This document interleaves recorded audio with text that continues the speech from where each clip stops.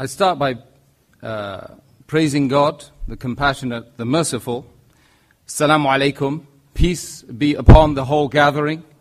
Marhaba, welcome, and thank you all very much for attending this, what I hope will be a seminal debate between our two respected speakers on the left and the right. That's what it's all about. It's about a debate, and it's about us coming together and being, being true to each other. That's effectively what it's all about, right?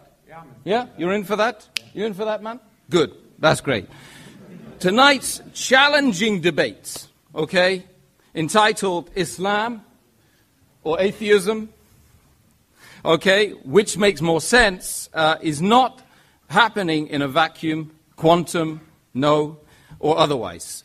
It's taking place within the context of a world full of human beings looking for answers. In a world seemingly full of Western promise, a world full of information fueled by the IT age.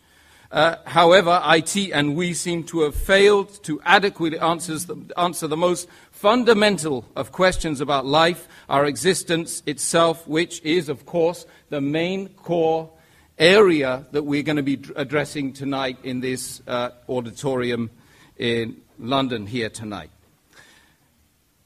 I remember, spending a large part of my life asking myself, why am I here?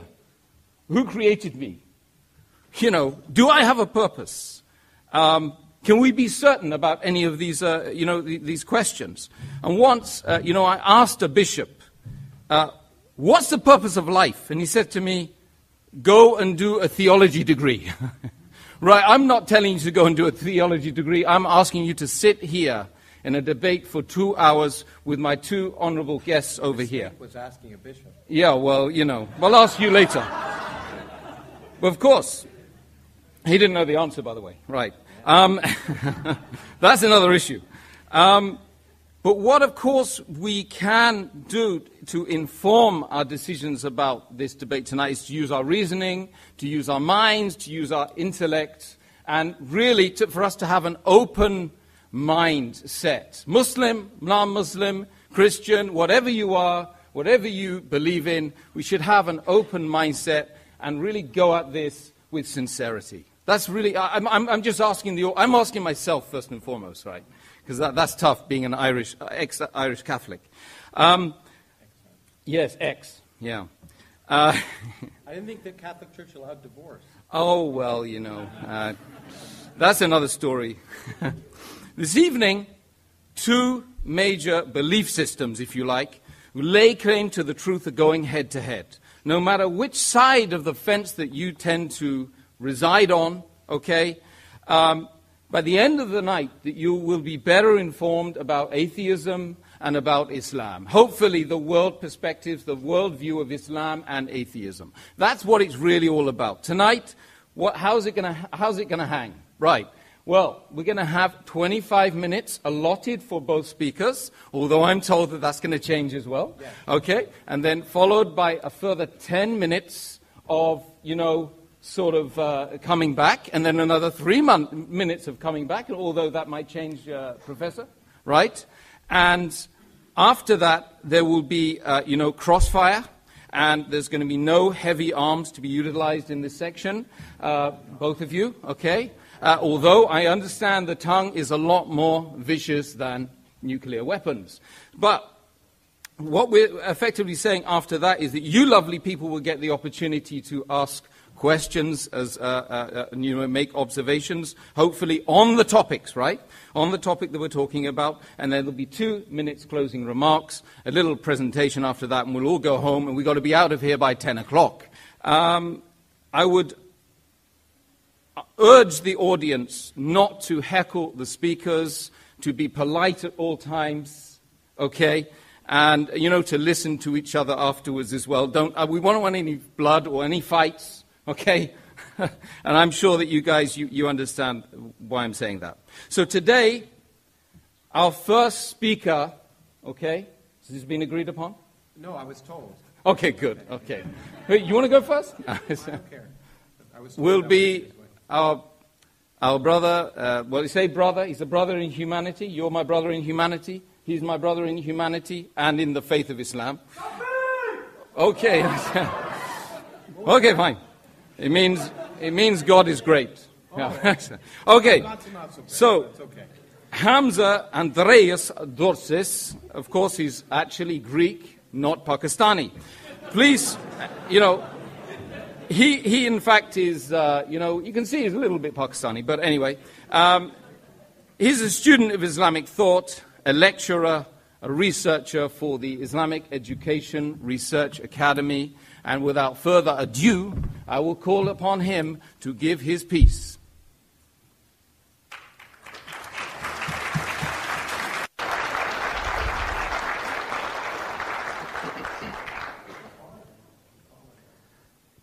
إن الحمد لله والصلاة والسلام على رسول الله. To proceed, respected Professor Krauss, guests, brothers and sisters, friends, relatives, I greet you with the warmest Islamic greetings of peace. Assalamu alaikum wa rahmatullahi wa barakatuhu. Which basically means, may the peace and blessings of God be upon you all. Today's question, Islam or atheism, which makes more sense? I would argue that if we use our reason, our rational faculties, we will definitely come to the conclusion that Islam makes more sense. And I'm going to use two simple arguments to verify that claim. Argument number one, Islam makes sense of the origins of the universe. Argument number two, Islam makes sense of the nature of the Quranic discourse. So let me go straight to the first argument, that Islam makes sense of the origins of the universe. Now, we all have had the same type of questions, well, most of us anyway. Why does the universe exist? Why is there something rather than nothing? And in response to that question, the grandfather of neo-atheism, Bertrand Russell, said, the universe is just there, and that's all. It's a brute fact. Even in Islamic history, as early as the 8th century, we had philosophical naturalists known as the Dahriya. They held similar views. Now, the implications of these historical opinions is that the universe is eternal.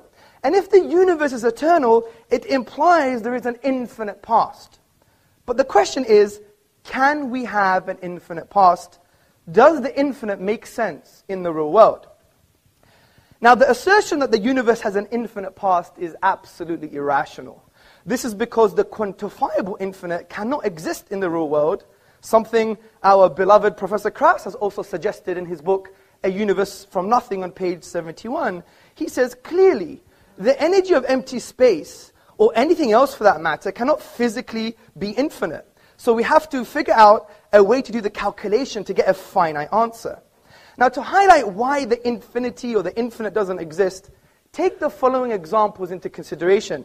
Imagine we have, for example, an infinite number of Professor Krausses in this room. And if I were to take 5 Professor Krausses away, how many do we have left? Well, some mathematicians may say, well, we still have an infinite number of Professor Krausses. Logicians will say, we have infinity minus 5. But what stops me practically removing 5 Professor Krausses away from this room? Nothing. And if I do, there should be less than infinite, but there isn't, therefore it leads to absurdities and contradictions. Take this other example into consideration. The distance between myself and Professor Krauss. We can potentially split this distance into infinite parts, but I can actually traverse the finite distance, which shows, as Aristotle, the Greek philosopher, said, that the infinite is potential, never actualized. And in light of this, mathematicians Kasman and Newman said, the infinite certainly does not exist in the same sense that we say there are fish in the sea. And this leads to our deductive argument. Now, for those who don't know, a deductive argument is a conclusion that necessarily follows from its premises. And to deny a valid and sound deductive argument is equivalent of denying reality. So listen to the deductive argument. Number 1, an actual infinite cannot exist. Number 2, an infinite history of past events is an actual infinite. Therefore, an infinite history of past events cannot exist. Therefore, the universe is finite. Therefore, it had a beginning. Now, this is a deductive argument. But we also have complementary evidence, which I call astrophysical evidence. And I'm not claiming to be a physicist. We have an established, acclaimed academic amongst us, so he could tell us the rest of the story. But what have cosmologists said? They have said, for example, Alexander Vilenkin, in his book, Many Worlds in One, which I believe is a friend of Professor Krauss, he says, with the proof now in place, cosmologists can no longer hide behind the possibility of a past eternal universe. There is no escape. They have to face the problem of a cosmic beginning.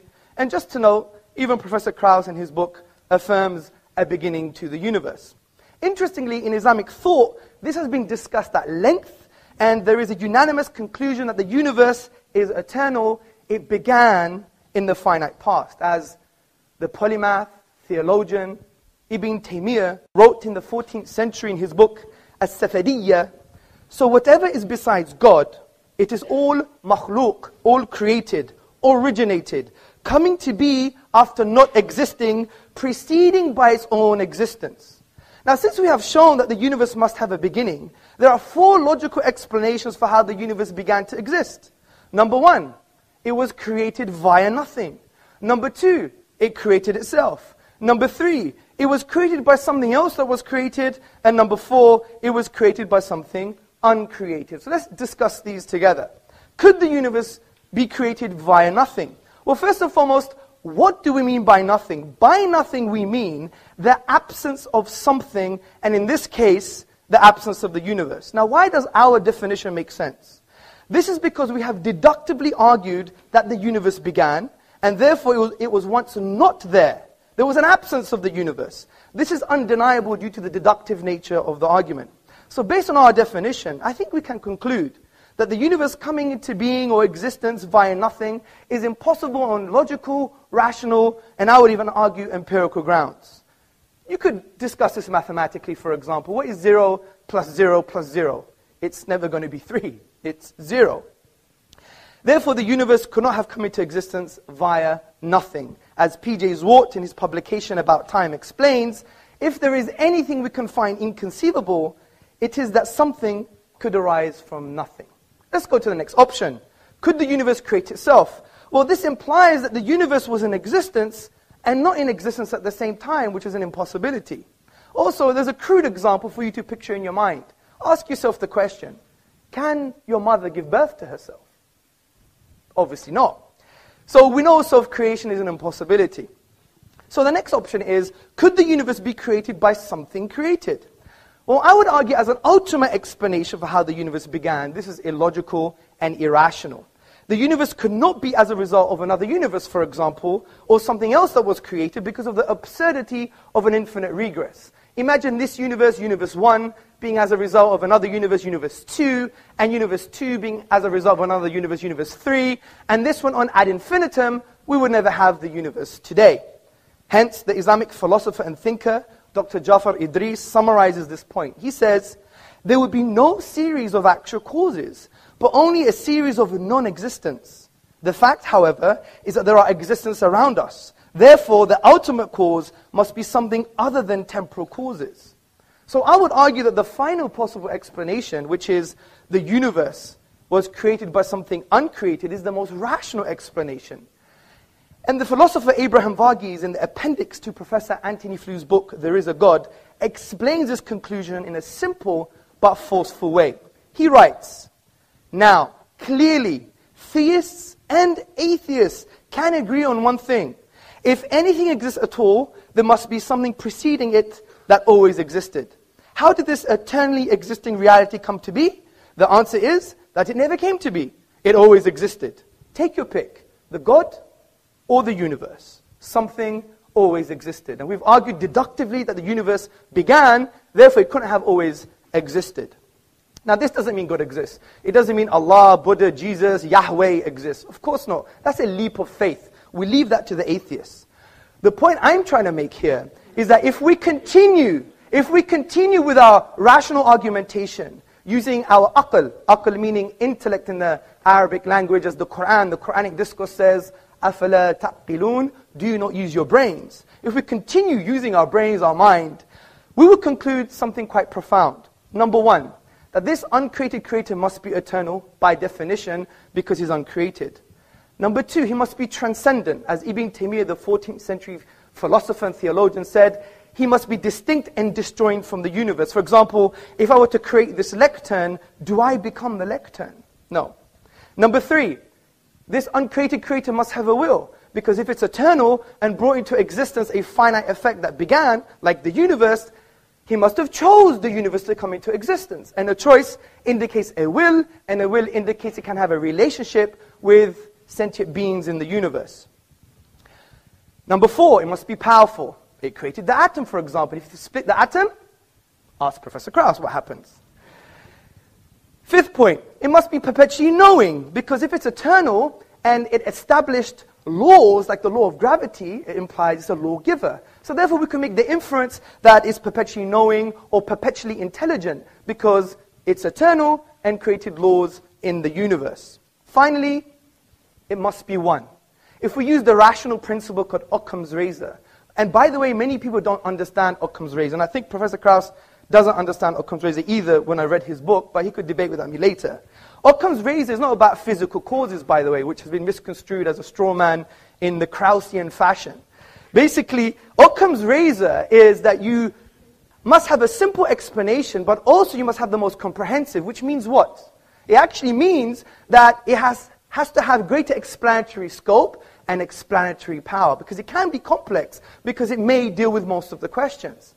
But concerning this reality about the oneness of the divine, the argument that the creator must be one is simple and far more comprehensive. If you say 2 or 3 or 4, then it's not simple anymore, and it doesn't answer all the questions. In actual fact, it creates far more questions than it answers, such as, how do 2, 3, 4 causes co-eternally exist? It doesn't make any sense.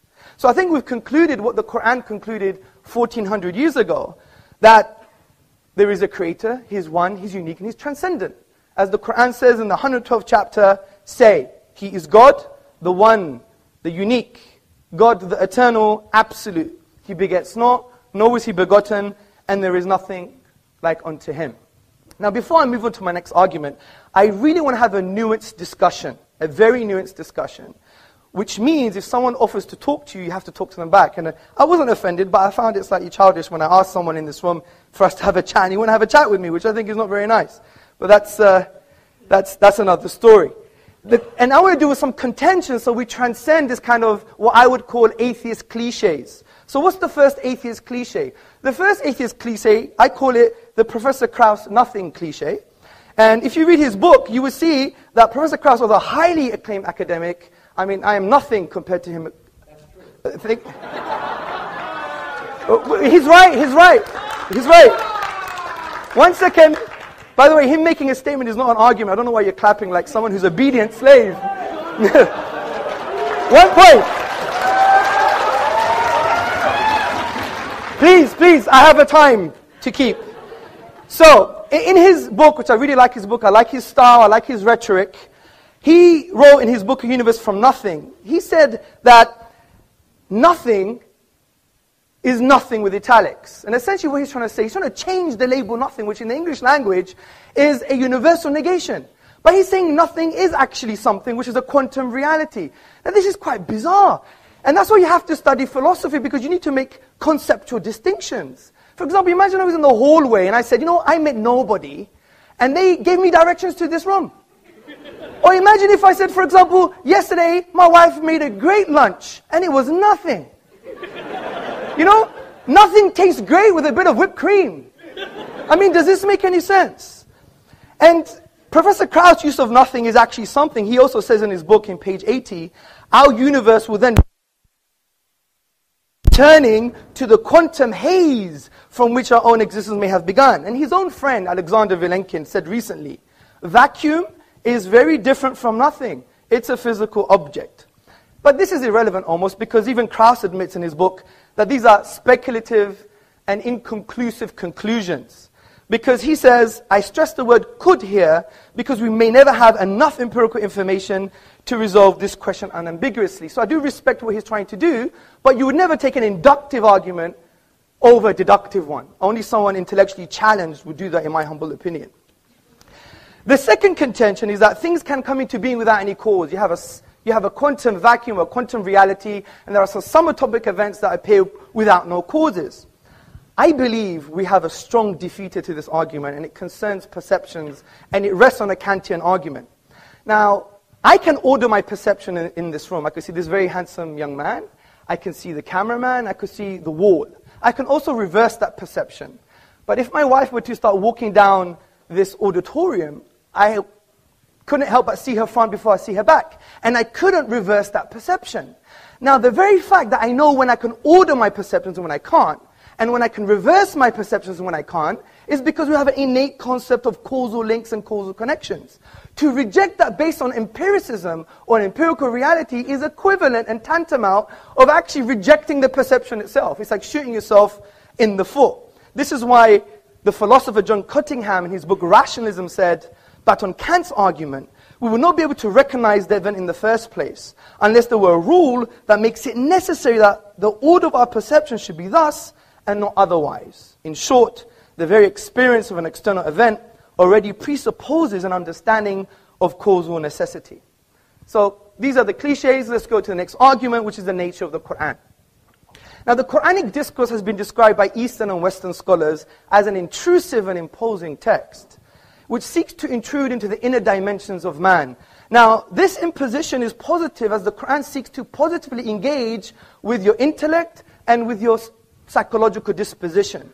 And the way the Quran achieves this is by asking questions. وَفِي أَنفُسِكُمْ أَفَلَا تُبْصِرُونَ. And in themselves, do they not see? Talks about the physiological reality, the psychological reality, even referring to things like consciousness.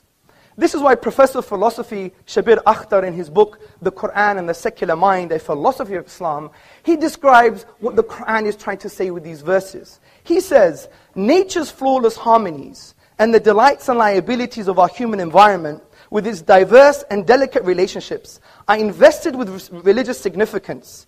Created nature is a cryptogram of a reality which transcends it. Nature is a text to be deciphered, evidences accumulating in the material and social worlds and in the horizons jointly point to a hidden immaterial order. And you may think this is quite interesting for a 7th century book, but the Quran goes even further than this. It produces an intellectual challenge for the whole of mankind. The Quran says, وَإِن كُنْتُمْ فِي رَيْبٍ مِّمَّا نَزَلْنَا عَلَىٰ عَبْدِنَا فَأْتُوا بِسُورَةٍ مِّن مِثْلِهِ وَادْعُوا شُهَدَاءَكُم مِّن دُونِ اللَّهِ إِن كُنتُمْ صَادِقِينَ. And if you are in doubt, talking to Krauss, talking to me, talking to everybody, if you doubt this book, which we have sent down to our servant, referring to the Prophet Muhammad sallallahu alaihi wasallam, upon whom be peace, then bring one chapter like it and call on your witnesses and supporters besides God, in kuntum sadiqeen, if you're truthful in this claim. Now this verse is a basis for an array of arguments in the Quranic discourse, and we don't have time to talk about all the arguments. Historical argument, sociological argument, and a whole array of intellectual responses. But one I want to talk about is called the inimitability and the uniqueness concerning the Arabic language in the Quranic discourse, which Islamic theologians and thinkers argue that it is a miracle. Now, before I get into that, we have to now discuss what is a miracle. We have to define what a miracle is. Now, the word itself linguistically comes from the Latin word miraculum, meaning something wonderful.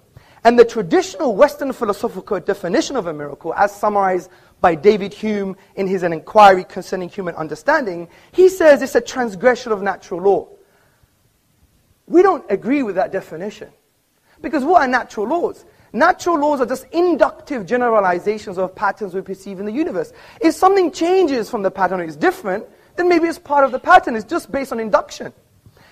What the profound Islamic theologians and thinkers have done, they've redefined what a miracle is based on the Quranic discourse.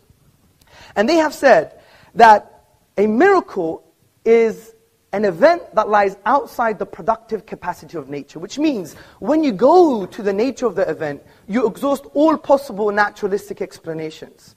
And also there is no naturalistic causal link between the event and the nature of the event. And this is a far more coherent definition. Let me give you an example from the Quran itself. Now, the Quran talks about Moses, Musa, alayhi salam, upon whom be peace, and Pharaoh in the Quran. Moses was told to throw down his wooden staff, and it instantaneously turned into a live snake.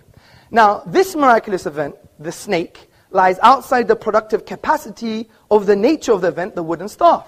Because the chemical makeup of the staff is different to that of the snake. In actual fact, you have to add more stuff to the staff, if that makes sense, stuff to the staff, to be even close of creating a snake, but only the staff was used. So when we exhaust naturalistic explanations, we find there is no causal link between the staff and the snake itself. So this gives us a definition of what a miracle is. Now this applies to the Quran's use of the Arabic language, because the Quran cannot be described as any of the literary forms of the Arabic language, which include saj'a, rhyme prose, mursal, straightforward speech, maqama, a combination of metrical and non-metrical speech, and the al-bihar, the 16 rhythmical patterns of classical Arabic poetry.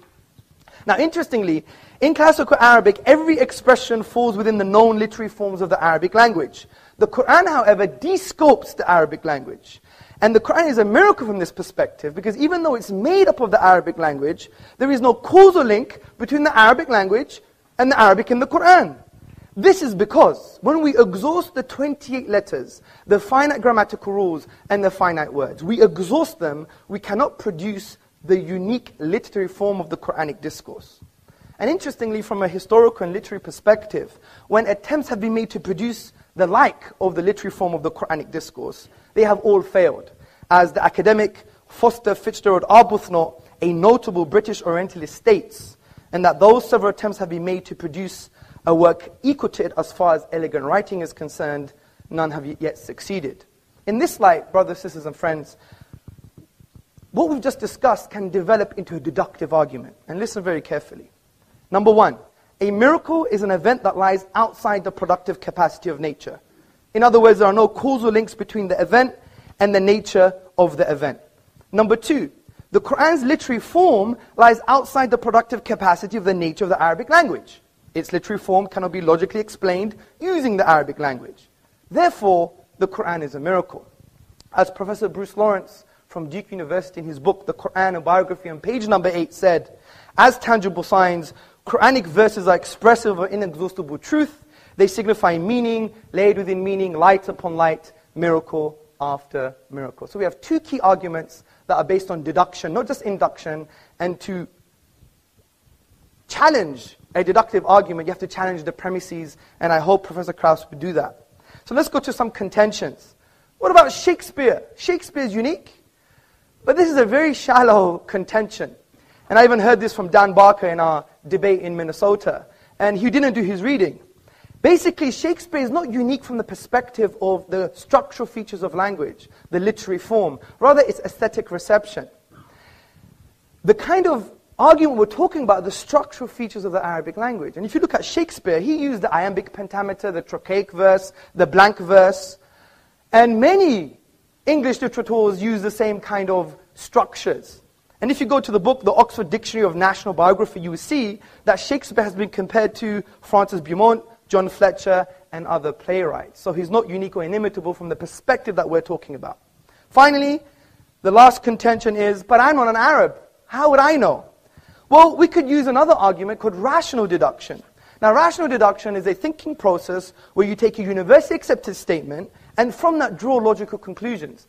And no one would deny universally accepted statements from academia or from authorities that are valid and sound and authentic. Because this is the realm of epistemology, the study of belief, and a valid source of knowledge is actually testimony. If you read the works of Professor Cody and Professor Keith Lehrer in the Epistemology of Testimony published by Oxford, you will see it's a grounded argument which we could discuss later.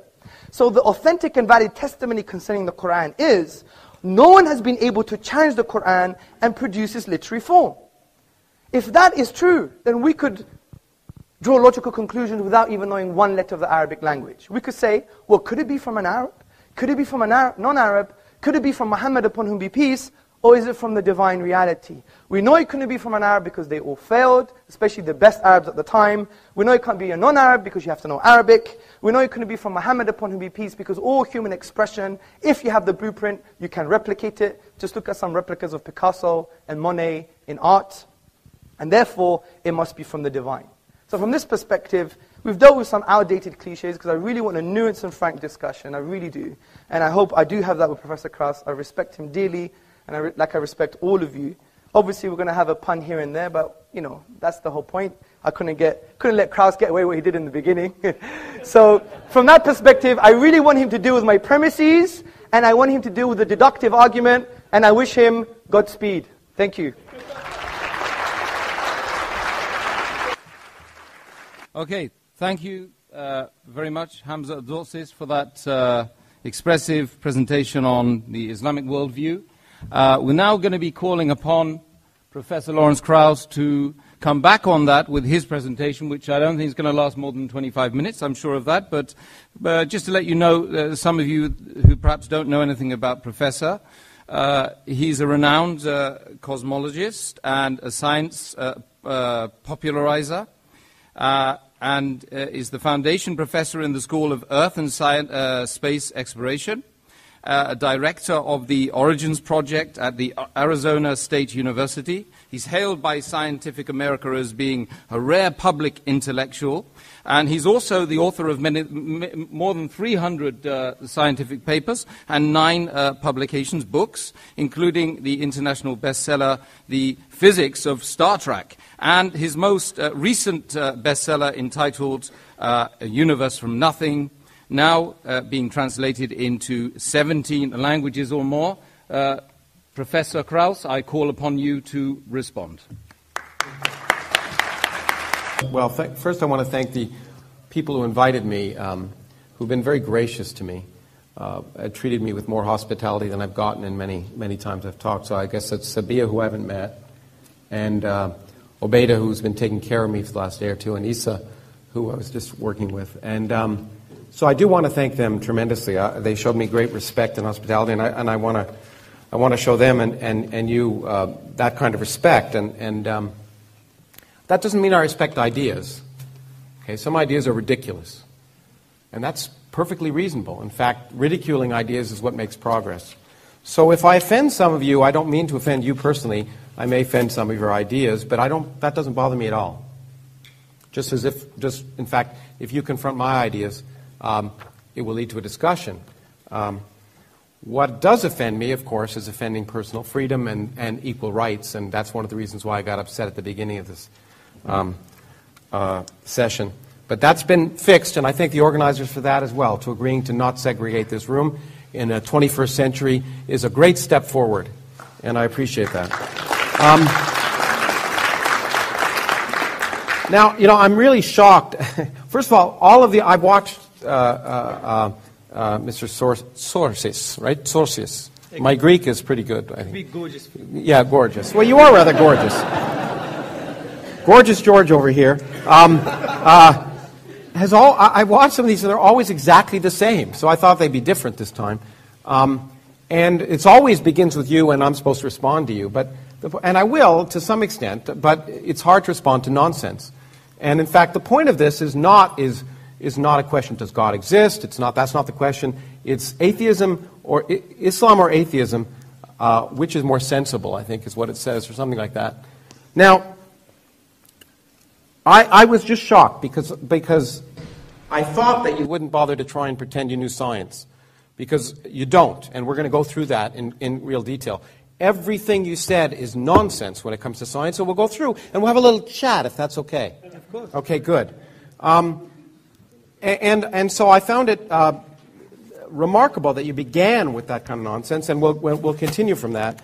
But let me just first begin with the fact that the premise of this debate is in some sense inappropriate, because it suggests two things. First of all, it suggests that Islam is something special, and it isn't. It's not special at all. It's one of 1,000 religions or more that have existed since the dawn of humanity, all of which claim divine revelation, all of which claim perfection, all of which proclaim infinite knowledge, uniqueness, beauty, etc. So Islam is just a religion like any other religion. And there's no difference. It proclaims, just as the Rig Veda did and Akhenaten in ancient Egypt, that the universe had a beginning, nothing special. Okay? There's absolutely nothing special. So the question is, Islam as one of 1,000 religions, all of which make the same claims, but mutually inconsistent ones. So one of the things we know is, of these 1,000 religions, they all make mutually inconsistent claims, so they can't all be correct. In fact, at best, one of them can be correct. because they're not consistent with each other. So that means a priori, just a priori, and I know like that, you like that term instead of a posteriori. I've heard you say that. A priori, Islam has a probability of 0.1% of being correct. Because it's just one of 1,000 religions, and one of them is at most is correct. But since they all make the same claims, it's probable that none of them are correct. So treating Islam specially is inappropriate. Then atheism is somehow, as has been described, speaker, a belief system. It's not a belief system like Islam or Judaism or Christianity or the Norse myths or Zeus or Thor or any of the other myths that have been created throughout human history. All it's saying is, it's not a belief system. It's saying, you know what? We don't choose to believe that stuff because it's not sensible. So it's not saying we believe X. It's saying, well, this myth is inconsistent with this myth, or this myth is inconsistent with what we know about the universe, and therefore, it's unlikely to be true. So what atheism is just saying, this is unlikely to be true. It's not a belief system. So to compare one versus the other is, of course, false. It's a false premise. The first part of the false premise is that Islam is special. Not special at all. It's been there. It'll be gone, or be there as long as other religions. It's just like all the rest. And atheism is not a religion. It's just, in fact, what it is could be described as common sense. Okay, what makes sense? I will think that those things that make sense are likely, and those things that don't make sense are unlikely. In fact, that's what science is all about. Okay, so having said that there's nothing special about Islam, and there certainly isn't. I'm going to talk a little bit about. My intent, by the way, is the other thing I should say is debates. I'm an educator. It's a flaw, but it is what it is. That means I believe in actually trying to illuminate ideas and lead to discussion, critical thinking, and eventually learning things and increase in knowledge. Debates aren't meant for that. Debates are rhetorical devices for people to go out and perform, make statements, and then challenge others and try and convince an audience of something. That's not education. So I will talk a little bit about some of this, and then I just want to have a chat. I'm going to use my 25 minutes to have a little chat. I'll take up my time when I could pontificate, as we've heard, and just ask some questions, because I'd actually like to learn some things, okay? And hopefully in the process there'll be some education for both of us. So the first thing I want to say, however, I want to clear up some misconceptions. This idea of deductive arguments, which sounds good, is not the way we learn about reality. Okay? Deductive arguments just don't work. They lead to irrational actions. In fact, if we discuss what common sense is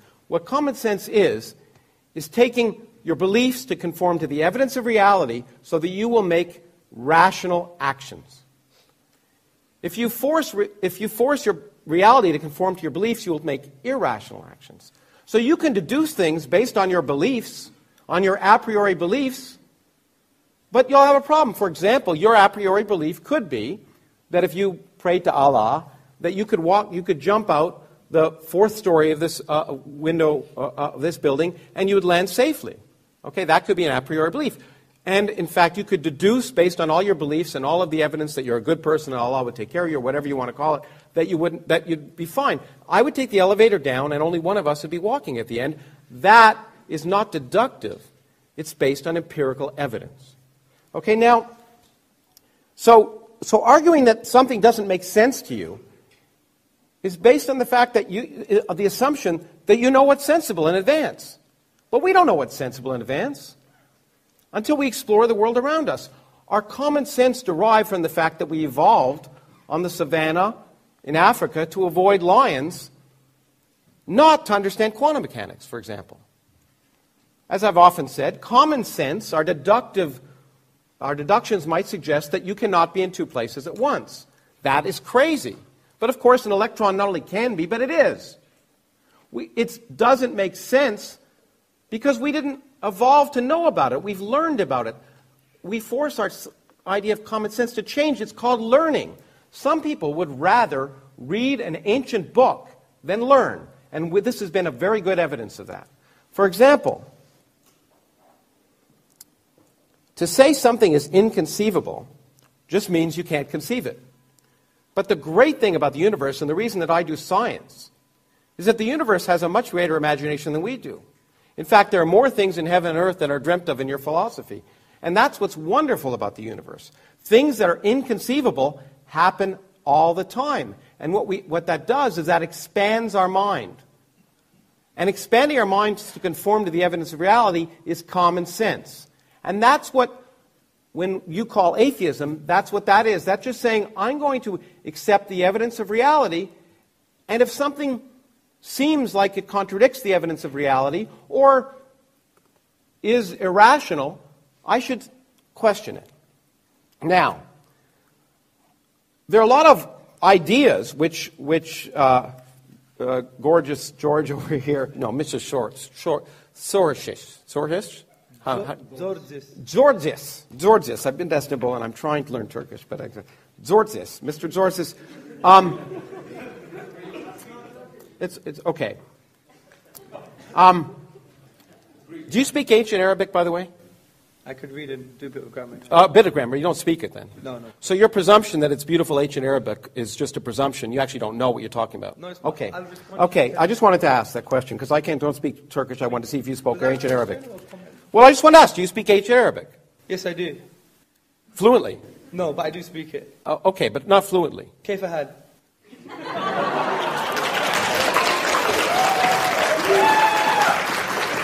Well, you know what? There's a real language that you don't speak. It's called the language of mathematics. So let's talk about that. Let's talk about this nonsense about infinity. Let's take something physical. Let's draw a circle and draw a diameter. What's the ratio of the distance of the circle to the diameter? Do you know? You're the teacher. Do you know? You're the teacher. I know. I'm asking you a question. I want to have a chat. I don't know anything. Well, you've demonstrated that, but you ever heard of pi? Yes, I have, yeah. Oh, do you know what it is? 3.14 percent. How many decimals does it have? I don't remember. An infinite number. Yes. Okay, so the physical distance of the ratio of a diameter of a circle to its circumference is an infinite number. Yes. What do you know? Now, when we talk about, what's amazing to me is you quoted Aristotle as the basis of science. Of course, Aristotle was the one that told us objects fall in proportion to their weight because he actually didn't do the experiment. He deduced it based on what he wanted. Galileo, of course, did the experiment, right? And we know, let's do the experiment here in front of you. So I'm going to take this object and this object. Yes. Aristotle would tell me which would fall first. Will you tell me which would fall first? Guess, okay. If you don't know. The book. Okay, look, you were right. Great. Okay, good. Why? Because there's resistance. Resistance to what? To the paper, right? Okay, exactly. Aristotle didn't know that. Yes, he didn't. Okay. Aristotle also claimed that infinity was impossible because indeed, as you pointed out, the distance from you to me could be divided into a half, and then a quarter, and then an eighth, and then a 16th, and that's an infinite thing. It makes it impossible. Yes. Well, the thing that Aristotle didn't know how to do, and you don't know how to do, is to sum an infinite series. 1 plus a half plus a quarter plus an eighth plus a 16th adds up to 2. Yes. Okay, so that kind of argument that infinity is impossible, it just doesn't make sense mathematically. Infinities do occur. Now, it is true in my book that I said infinite density or infinite energy is a concept that appears to be in contradiction with the evidence of physics. But that doesn't apply. All infinities are impossible. In fact, space could be infinitely large. There's no presumption that space isn't infinitely large. It could be. What we now know about physics suggests it probably isn't, but there's no law of physics that says space can't be infinitely large. So this notion that you deduce that infinity is impossible because you don't like it is just not the way the world works. Because infinities happen all the time, whether you like them or not. Not only that, it doesn't lead to irrational actions. Mathematicians have a way of dealing with infinity. We can add infinities. We can take numbers and an infinite series. That, for example, the series 1 plus 2 plus 3 plus 4 plus 5 plus 6 plus 7 to infinity actually has, in mathematical terms, can have a finite sum. It's minus 1/12, if you wanted to know. Okay? It may not seem logical to you. It may seem inconceivable to you that the sum of a series of positive terms, each of which is bigger than 1/12, could end up being minus 1/12. But the fact that it's inconceivable to you just means you're ignorant. Thank you. Okay. Now, this idea that Occam's razor suggests, first of all, Occam's razor is not a principle of science. Okay, it's a nice idea that you should try for the simplest answer to any question, and physicists try and use that. Sometimes the simplest answer doesn't work. In genomics, for example, it would be nice if every gene, in fact, you talked about more than one cause for an effect. It would be nice if every gene, every disease was caused by a single gene. One of the reasons that genomics is so difficult is we've discovered there's a complex interaction of genes so that, in fact, that there are many separate causes of most diseases. There are very few diseases that have a single cause. But in fact, you know what is simpler than the number 1? The number 0. 0 is a much simpler reason that there's no cause. Okay, so if you really wanted to apply Occam's razor, in fact, you'd apply no causes. Now, you also use the term causality, which is a term I understand. You didn't define it. Do you want to define it? I may do. Well, why don't you do it now? I don't want to give you that favor. Oh, I thought we were going to have a chat. Yeah, but I want to have a chat, not a chat. So it's less rhetoric, more connection. No, let's have a chat. No, I think when we talk about rhetoric, we were talking about the lecture you just gave. I want to have a chat. I'm asking you a question. Do you know what causality means? You use the term. Yes. Okay. Well, I mean, if you use a term, you should know what it means. Yes. I have my definition. I have my definition. Okay. Okay. Well, I'll define, and that's, cause precedes effects. Does that sound good? No, that's a wrong definition. Okay. Well, I'd like to learn what it is. Well, for example, there's an interesting book about the quantum physics and causality, and the philosophers and philosophers of science and scientists have disagreed on a specific definition. So they've reduced back to a fundamental definition. Do you want to have a chat a chat? You quoted a book on physics. Yeah, I haven't finished yet. Physicists don't disagree about the definition of causality. Have you presumed your results here? Do you really want to connect with me as a human being? No. But you've asked me a question, you're answering it for me? I mean, come on. You quoted physicists. Go on. I said scientists. Okay. Now, which is the same, I agree. Now, so from my limited knowledge, and I do believe it is limited, of course, is that the agreement has been on something which produces an effect, which includes, therefore, you can have something called asymmetric spontaneous causality, where the cause exists prior causally, but not prior temporally. So there is a whole range. What's prior causally, not prior temporally? Prior causally means that there is I'll give you an example. The Kantian example was you have an infinite ball that's on an infinite pillow. Now, they both, time doesn't exist here, but you're not going to say the indentation is not as a result of the ball. So there is a causal dependency there, and time is out of the window. So we could discuss causality until the cows come home, but it's not as simple as what you're trying to say in terms of that. It doesn't presume temporality, do you see? Well, I think it does. I think, again, if you think carefully about what you just did, okay. The ball doesn't create an indent in a pillow. And by the way, you used infinite. I thought we weren't allowed infinite. But anyway. It was an example. Yeah, well, it's an example of a physical example, which you said doesn't exist if it's infinite. But it doesn't matter what's infinite. A pillow here, a finite pillow and a finite ball. Yes. Okay? There's an indent. Of course there is, yeah. Okay, was the ball there or not? Well, my example wasn't based on finitude. It was based on they're both infinite. Well, but if the ball isn't on the pillow, it doesn't create an indent, right? Yeah, of course, yeah. Okay, so it had to be. So was it put on the pillow or not? Well, that's irrelevant. You're damning the example. That's a logical fallacy. No. Get the point I'm trying to say. The point is that the physical causes have physical effects. So either the ball is on the pillow or not. Now, the point about causality is that the interesting aspect of it is that's an interesting physical question. But what if there's no before? Let's take, you talked about the cosmology. So let's take general relativity, whose equations I'm sure you don't know. And I said I don't know anything. The beginning, you made it very clear that the beginning of the universe is very important. You deduced it, but in fact, deduction doesn't matter. The point is, the universe, our visible universe, did have a beginning because we can measure it. Whether we liked it or not, or whether we think it's sensible or not, it actually did have a beginning, a factor not in dispute. Our universe had a beginning. Now, however, the laws of physics tell us, right now, if we extrapolate back to the beginning, that if we took it at face value, that time didn't exist before t equals 0. So if time doesn't exist at all, the sense of cause doesn't even make sense. And this is the key point. In science, we have to realize that our common sense notions sometimes go out the window. When we observe effects, they have causes. But at the beginning of time, when time itself may have come into existence, then that question becomes a bad question. Philosophers can debate it, people can write it down, but it doesn't matter. Now, the other thing I will say is you've somehow talked to me about the fact that the Quran as a literary document is different than other literary documents. And you've given some arguments, and I understand. What I actually did this the other day, because I've seen you give this talk a gazillion times.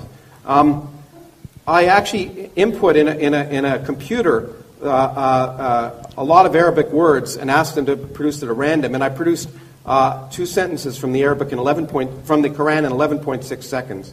My computer speaks neither Arabic nor is Arab, but produced those incredibly divine words. Now, the other question, of course, I would have is, and this is a common sense question, is why did God choose Arabic, or Aramaic, or Greek? I mean, doesn't he speak English? Or the Americans always think he does, which is why they invented the Mormon religion. So the question I want to ask is, what makes sense is to ask not the details of the Quran, which I don't want to dwell on, because it's just one of 1,000 different religions, all of which make the same claims, and all of which, if you look at them a priori, are equally ridiculous from a priori common sense notion. For example, and I got this from my late friend Christopher Hitchens, is it sensible to assume that humans evolved in their present form somewhere between 250,000 to 1 million years ago?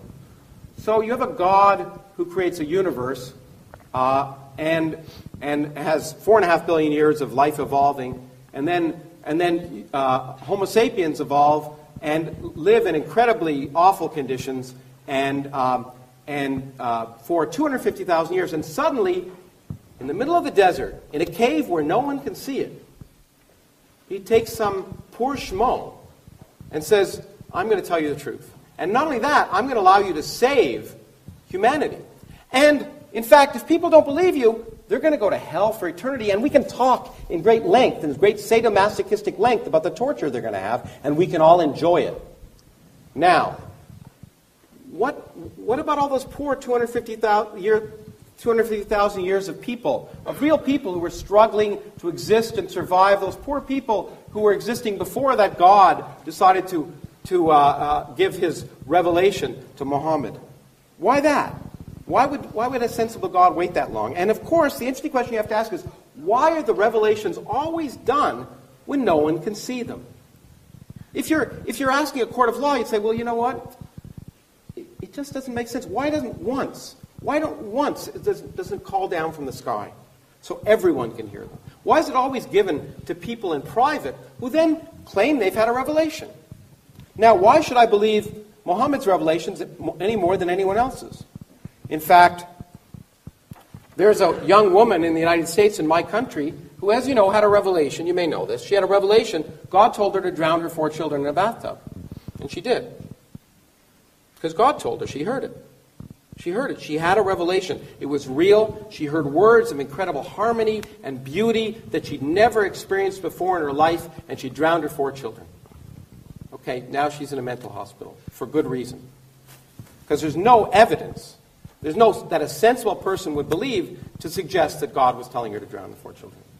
Now, let me ask you, do you think Sharia law should be instituted? Oh, it depends how you define Sharia law. Do you know anything about Sharia law, sir? Well, I was going to ask you about it. I will teach you in the next round. Okay, good. Do you think, for example, that blasphemers should be punished? Blasphemers meaning? Maybe if I say, let's just say, and forgive me, let's just say I say that someone who married a 9-year-old girl is a pedophile. Yeah. And maybe that person is a prophet. Is that a blasphemer? Is that worth being punished for? Well, I think you should be educated first and foremost. No, maybe, I'm not saying it happened. But let's say I said that, I made that claim. Should I be punished? In a court of law with justice, there will be a form of punishment, yes. Okay. So what about if I openly questioned the existence of God? In fact, said openly and preached in a room that there's no God. Is that worth punishment? This is full in our history. We don't have a problem with intellectual debate and dialogue. Okay. I even mentioned the 8th century Dahriya. So if I say that Allah is not God, but Thor is God, and people should worship Thor, and I go, and that it's not blasphemous. Well, it's wrong and it's childish, but I will have a discussion. But it's blasphemous to suggest. Is it blasphemous to suggest that Muhammad isn't a prophet? Well, from an Islamic perspective, but you have to understand there's a difference between public intellectual discourse and great, being deliberately rude. Okay, well that's. But we'll all great. fall for intellectual discourse as per this big debate. Oh, but you say I should be punished if I suggest Muhammad was a child molester. No. I wasn't saying that. Did you say that? What I'm saying is, in an Islamic law, for instance, if you were to speak about something like this, and you would be taken to a court under certain conditions, then I would be punished. There may be a punishment, but generally speaking, it would be more edifying and educational. But should there be punishment? That's what I'm asking you. Should there be? Oh, you're asking me if there should be punishment? I think we should follow God's law, of course. So there should be a punishment? I think there should be a punishment if you're deliberately harming anyone else. For openly questioning. Well, John Stuart Mill had the same opinion. Openly ridiculing. No, there's a difference. Don't straw man my positions. Okay, let me take a more clear example. You're straw manning my positions. Say you're a homosexual man. Yes. And you have sex with another homosexual man. Should that be subject to punishment? In the private home, it's outside of the Sharia law. If they did it in public, which doesn't even happen where you're from, then there's a different story. What would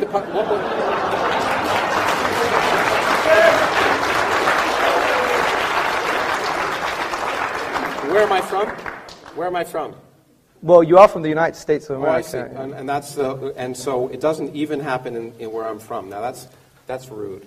But in any case, how's that rude? I thought you're an empiricist. It does happen where I'm from. All the stats. So two people in Arizona are out in the desert having sex because they really get turned on, and they're both men, and they have sex together. Yes. Okay? Is that punishable? If there's no one in the desert, no, it's not. Okay, let me ask you another question. Is homosexuality wrong? In the Islamic tradition, it's a sin.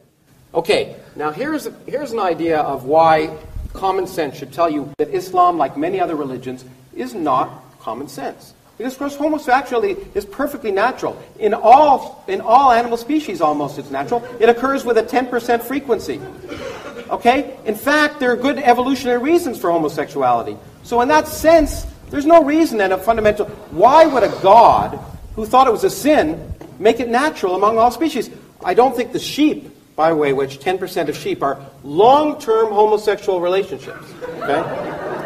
Why would a God who thought it was a sin create sheep who don't have a soul, who aren't able to think about it, be homosexual? That's the kind of nonsense that we have to ask, and the only way we can determine if it's nonsense is by looking at the world around us, not by deducing it, not by listening to the words of ignorant individuals and Iron Age peasants who didn't even know the Earth orbited the sun. Wisdom and learning comes from observing the world around us, and we shouldn't take our wisdom from people who didn't even understand the way the world worked. Thank you.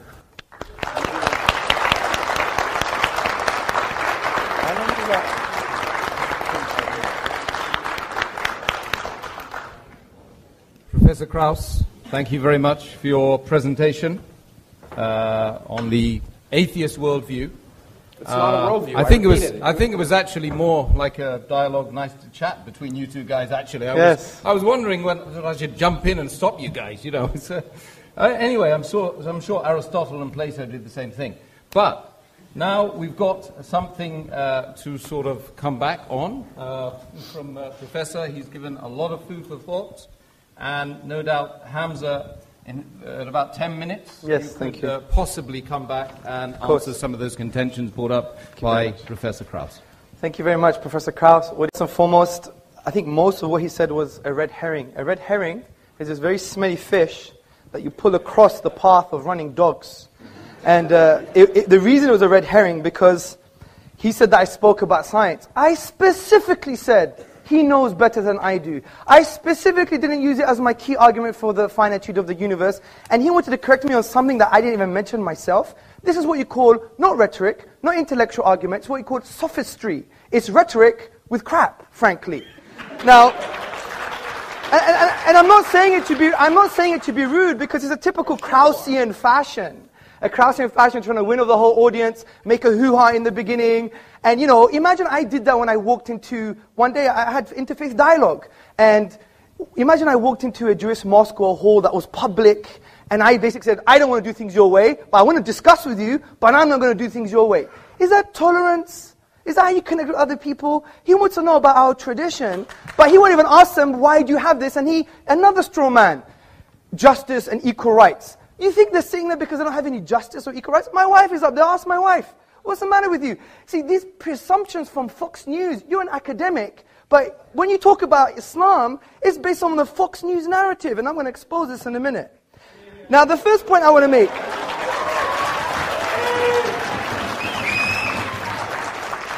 Now, you used the word a priori more than 3 times, but you rejected deductive thinking. I mean, isn't a priori deductive? I mean, you can't have your cake and eat it, sir. I tried to talk on your level. That's the first point. The second point I'd like to make. Actually, let me calm down. The second point I would like to make is that, see, we're not rejecting inductive arguments. Of course we're not. You're forgetting the inductive method, the scientific method. Do you know where it came from, sir? Do you know where it came from? I know. In fact, there's a remarkable scientific mathematical tradition in the Arab world, if that's what you're going to talk about. I'm going to talk about Ibn al-Haytham in his book on optics. Yeah. Read the works of David Lindbergh and others, historians of philosophy and science. And they say it came from Islam. You know why? Because Islam doesn't reject... No, they came from the Arab world. They didn't come from Islam. Well, let me give you the link. Let me give you the link. Okay? أَفَلَا يَنْظُرُونَ إِلَى الْإِبِلِ كَيْفَ خُلِقَتْ. Have you not seen empiricism, the creative thing like a camel, and how it was formed, or how it was created? This was the basis, and this was the poetic justification for the entire scientific method. As Muslims, we go where the science takes us. But we're not stupid. Deductive arguments, they are necessarily true. If you wanted to discuss my argument, you had to break down the premises, which you didn't. You just talking about the infinite and the circle and the circumference. I knew you were going to do this because it's all mathematics. You remember what I said? No, it's a physical circle. Yeah, but let me make a point. I said the quantifiable infinite cannot be actualized in the physical world, something that you agreed with. 1 second. And I said there's nothing wrong with the qualitative infinite. And qualitative infinites can exist infinitely. For example, mathematicians discuss. Yes, so where's the infinite there? That's the length. You think this is a length is a physical quantity? That is. Length that is. a physical quantity? That is, yeah. Okay, the length of this and the length of that, okay, the ratio of those two lengths is an infinite number. Yes, of course it is. Okay. But what is that length? What is that length? 1. This is a length 1. Is 1 Krauss. Okay, can you... These are pi Krauss. 1 second. Can you measure the straight line? And can you measure the circumference? Yes or no? I can measure it. Well, that's quantifiable. Yeah. What you're talking about is in the realm of mathematical realm of discourse, which has axioms and conventions, which makes sense. I'm not disagreeing with that. I'm agreeing with what you already agreed with in your own book, which from a quantifiable, discrete perspective, you can't have an infinite. That's the point I'm trying to make. Discrete. The discrete parts. But who says it has to be discrete? Oh, but that's your presupposition. That's your presupposition. Actually, you brought your assumptions, Fox News, by the way, and other stuff, and you think you've got an answer. I have time. Let me finish this, please. Okay, because we're going to teach you different calculus. Newton invented a long Yeah, time I know, ago. but calculus is based on axioms and conventions in the mathematical realm of It discourse. describes how things work. Yes. Let me make a point. So, that's the first point. Oh, dear. Okay, then you spoke about, for example, 0 is simple as Occam's razor. Again, you've misconstrued what Occam's razor is. Occam's razor is not only the simplest explanation, but it has to have greater explanatory scope and explanatory power. 0 has no explanatory scope or power concerning the origins of the universe from that perspective. I'll explain it how it does. The other point I like to make is you spoke about, for example, hell and justice, and look at all these people that are going to hell. Again, another huge straw man. You've misrepresented Islamic theology. We have a very nuanced theology, sir. I think the best thing to do, if you were sincere, you would have said, you know, Hamza, I don't get this. I haven't read this before. I'm just making my own mind up because I watch videos of Christopher Hitchens and he's an authority to me. I don't know much. Can you tell me what Islam says about this issue? That would have been better, wouldn't it? But again, it's a straw man. And when it comes to things like hell, we believe God is all just and all merciful, okay? No one disagrees with the concept of punishment, okay? You're not going to disagree with the concept of punishment, are you? So when it comes to people who haven't heard about Islam, there's a whole array of theologians like Ibn Taymiyyah and Al-Ghazali who said that there's going to be another form of justice for them. They may be tested on the Day of Judgment based on other prophetic traditions. It's not as simple as that. Okay, homosexuality is a sin. Again, you try to put words in my mouth, And that's not nice. That's not nice. I asked you questions. I didn't. You did, but I don't know if you try to answer them for me, which is quite interesting. Now, see, we don't believe homosexual tendencies per se, are sinful. It's the manifestation of the homosexual act in public is sinful. Because we believe in our theology, let me just make the point, that we're given a package. We all have tendencies. People have tendencies, the polygamous, for example, or other people have tendencies that may be seen negative or taboo. Other people have tendencies concerning various different things. And we believe this is a package that God has given us. But we have an empowering philosophy which says that God, when He gives you these tendencies, whatever they are, whatever kind of inclinations we have, we use our aql, our intellect, by understanding the divine reality and what He wants from us, because God would know me better than I know myself. And He would say, fine, you have these tendencies, this is how you shape them. This is how you control them. We don't believe in we should be agitated purely based on the bestial aspects of man, whether it's heterosexual or homosexual. And by the way, saying off to your mother is equivalent major sin as being a homosexual. So the point I'm trying to say is we don't condemn people per se. We don't say, I'm going to kill you. We appreciate every human being. They have spiritual needs, but we're not going to make up our own religion. We're not going to follow the Kraussian religion, whatever he says. We're going to follow the divine reality. If he says homosexuality is a sin, it's a sin. Just like drinking alcohol is a sin for the Muslim. Or, for example, being harmful to human beings is a sin. Right? Just because I have a tendency and I'm a martial artist and I want to harm people, does that mean now, God is wrong just because I have that tendency? I mean, that's not right. Anyway, I'm still looking for some strong counter-arguments you made to my points. There were no points to actually make any counter-arguments. Well, there were, because you didn't... let's just put it simply. Infinity doesn't exist. Yes, it does. Okay. You didn't... No, I said the quantifiable infinite doesn't exist. I agree the infinite exists. Again, another straw man. The point I'm trying to say is this. We have a deductive argument that the universe is finite. If it's finite, it began to exist. If it began to exist, there are some logical possibilities. Please entertain those logical possibilities. If not, it's equivalent to you coming to my house, having a coffee, I'm talking to you, but you're talking to the window. And I know you have better morals and manners than that, because I know you're highly respected. And we do all respect you in some paradoxical way. But the point is, the point I'm trying to say, Professor Krauss, is that I think it's only fair if you want to pick and choose from the Fox News narrative that you actually trying to change that stance and say, right, what does Sharia law say? Do you have a book of Sharia law at home? I asked you so I could learn. No, but you were telling me. Do you have a book? Okay, do you have a book on Sharia law? No. And you make judgments, and okay, I have a book on atheism, I think it's based on nonsense, but I give you the intellectual epistemic respect to read your worldview. But you've come here blasé, you've come here blasé, almost arrogant, I don't want to judge you, and saying, it's all rubbish, I'm not going to take any of his arguments, I know better than you, which you said that, and I do agree in physics you do. And you've come here making judgments on Sharia law, you don't even have a book on Sharia law. That's why I asked questions.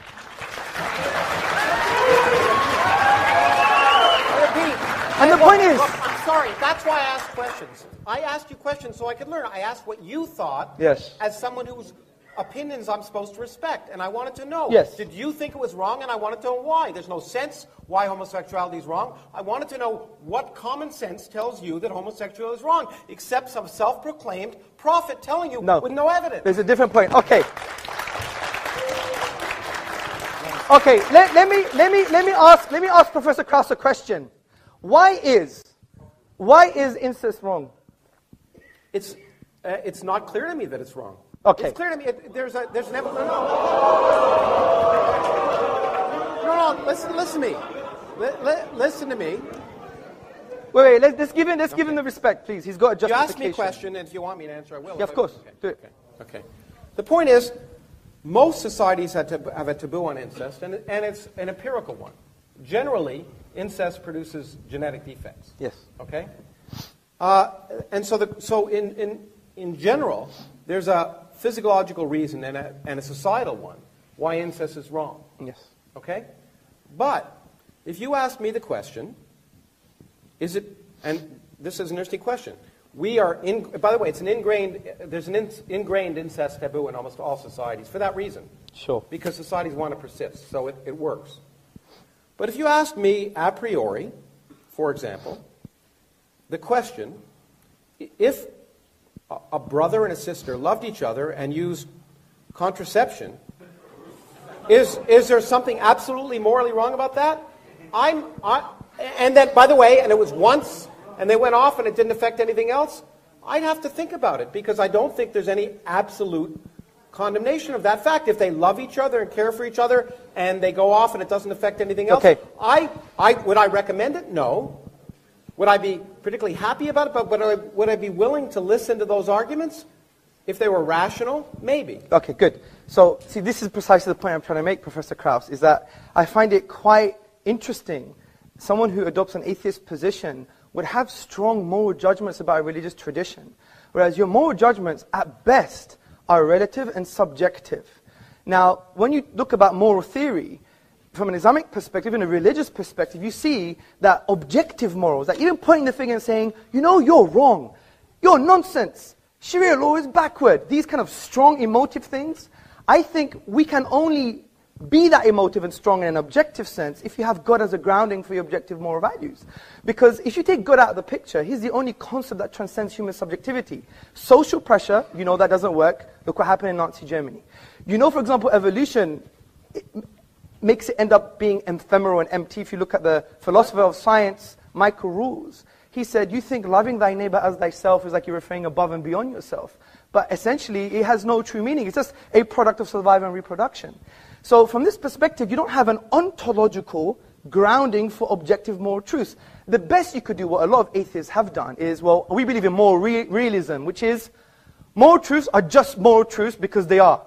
Well, Islam just is, and the Prophet Muhammad upon him peace just is, and the Quran just is. That's not an argument.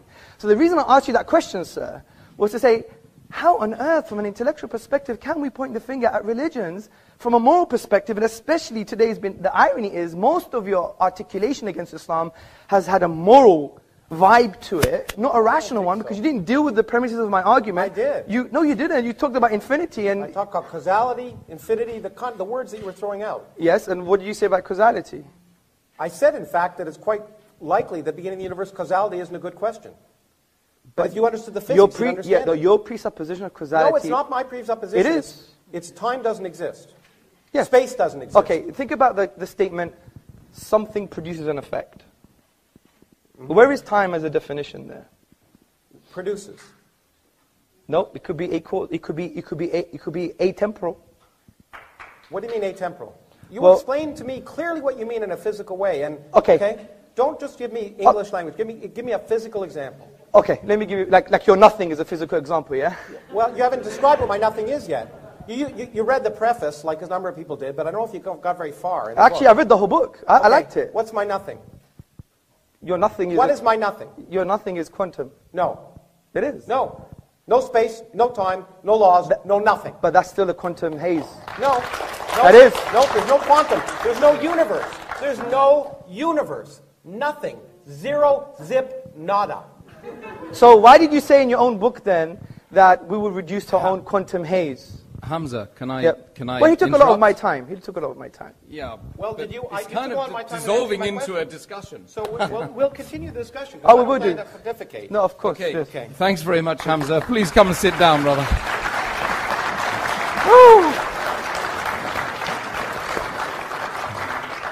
I didn't want to stop you in mid-flow there, but over to Professor. There must be some Greek in Professor Krauss. Look, okay, well, we can continue the discussion because it should be a discussion. My point is that the question, I repeat again, is what's more sensible? And what's more sensible, ultimately, is what produces more rational actions. And I'm sorry, if you talk about tolerance, I get so tired of hearing people talk about tolerance, but then I hear people talking about blasphemers. I should be allowed to blaspheme all I want, because ridicule is an important part of inquiry and discussion. Sometimes ridiculing something illuminates it. And I hear about blasphemers, I hate to say it, and this may be a complete misapplication of Islam. It could be that Islam, as it's practiced in many countries in the world, is a misapplication of Islam. But all I can see is intolerance when I see those principles applied. Intolerance to blasphemers, intolerance to homosexuals, intolerance in general. Now, the other thing I want to say is, this God, if we ask what's sensible, why would we think that this unproven God that is supposed to be the basis of not just Islam, but all religions, different gods, different characteristics, but the Islamic God, much like the Judeo-Christian God, is a real creep. This is a God worse than Saddam Hussein. Instead of torturing you just for your life, tortures you for infinity. Forgive me the word, but eternity. Let me use that word. Eternity for not believing. For not believing, you're tortured for infinity. The tortures are actually described in the Quran, and you know it as well as I do. And the point is, if you just ask yourself common sense, if you were a divine being, say you had an ant colony that you made in your house, would you be offended if those ants didn't pay homage to you well, let's start with 50 times a day before Muhammad cut it down to 30 and then 5. Would you be offended if those ants didn't pay homage to you 5 times a day? And if they didn't look up to you or didn't recognize your existence, would you destroy them? No, I mean, it just seems so petty. So why should we believe in a hateful, unmerciful, petty, sadomasochistic, homophobic, sexist God? It's just irrational. It's not sensible. There's nothing. And the point is, and I don't want to single out Islam here. And I know I'm offending some people, but the same is true for the God of Moses. Okay? If you really believe that the scriptures were literally true, the morals in that book are reprehensible. It's okay when angels appear to do a lot of things, including coming down and making revelations to Muhammad, which Muhammad didn't write down. As far as I know, the first example of the Quran was 20 years after he died, so there was a lot of talk. And some of that talk got turned into perfect writing well after Muhammad was dead. But those angels come down. But in this case, in the case of course, Lot, as you know, the angels came down, and they were men. They came in the form of men, which I don't think is allowed in certain versions of the Quran, at least. But anyway, they did. And then they were going to be raped. So what did Lot do? Of course, he said, don't rape them. Take my daughters. Because daughters are dispensable. What kind of moral lesson is that you want to learn? Okay? Now, I'm sorry, that's in the Bible. Actually, that's from my religion. Okay? Or my ancestors' religion. I have none. Okay? So those are the kind of moral lessons that I find not sensible. And so I'm happy I picked the Old Testament and not the Quran to talk about immoral intolerance. The idea of punishing people for eternity for choosing to find something unlikely is not tolerant. The idea of punishing them in vicious, evil, ugly ways for all eternity is not merciful. It is the opposite of rational common sense. Now, in terms of explanatory things, let me just spend a few minutes teaching a little bit of science. So, if you have an infinite temporal, let's say time exists beyond our universe. Let's just allow for that because it's easier to describe that. And let's say our universe, a universe can, given the laws of nature, spontaneously come into existence. Okay? Then it will come into existence. It will come into existence at some time. And the fact that it came into existence at that time need not have any reason. It need not have any reason why it was that time rather than some other time. But whatever time it happens, it will come into existence. And people can say, there's some significance to that. But it must happen somewhere at some time, and there need not be any significance, any purpose, any intelligence for why it happened now instead of then. It's guaranteed to happen at some point. Now, if you say, during that creation, there are laws, one of which is the laws of quantum mechanics, which can create a universe with zero total energy. By the way, and by creating a universe, I mean a universe that didn't exist. There was no space, there were no times, and no laws, in fact. And then you come in and you say, okay, if that universe is created spontaneously, it must be created at some time. So a universe must come into existence. In fact, an infinite number of universes can come into existence if time is infinite. Okay? It's certainly possible. Then a universe will come into existence, and you can say, let me predict the properties of that universe. Well, lo and behold, the properties of that universe happen to be exactly the properties of the universe we live in, including the structure of the fluctuations of the cosmic microwave background that collapse to produce all the galaxies and all the stars and the planets and you and me. That's explanatory. There's no explanation at that level in any way in your book. So the explanation of a universe that could come into existence from nothing without any purpose, without any planning, without any reason, is explanatory. Now, lest I be misconstrued, that is just plausible. Because we do not have a full scientific theory. But to make the claim, as I know you've often made, that because that there are certain things we will never understand, is to misunderstand science. There are lots of things we don't understand today, and that's the reason to go out and do science.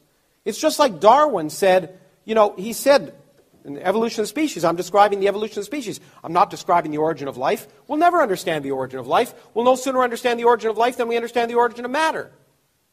Well, of course, he didn't realize that we'd one day understand the origin of matter. Just as I expect in your lifetime and my lifetime, we'll understand the origin of life. We'll understand how chemistry turns into biology.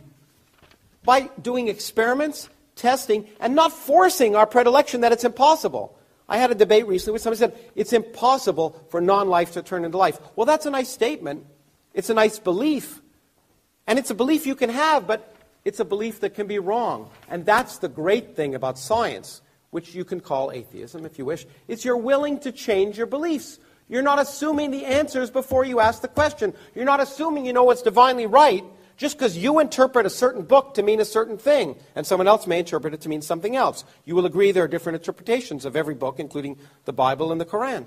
And so to presume that you know divine truth before you've asked the universe is not sensible. And I don't think I'll take any more time. Okay.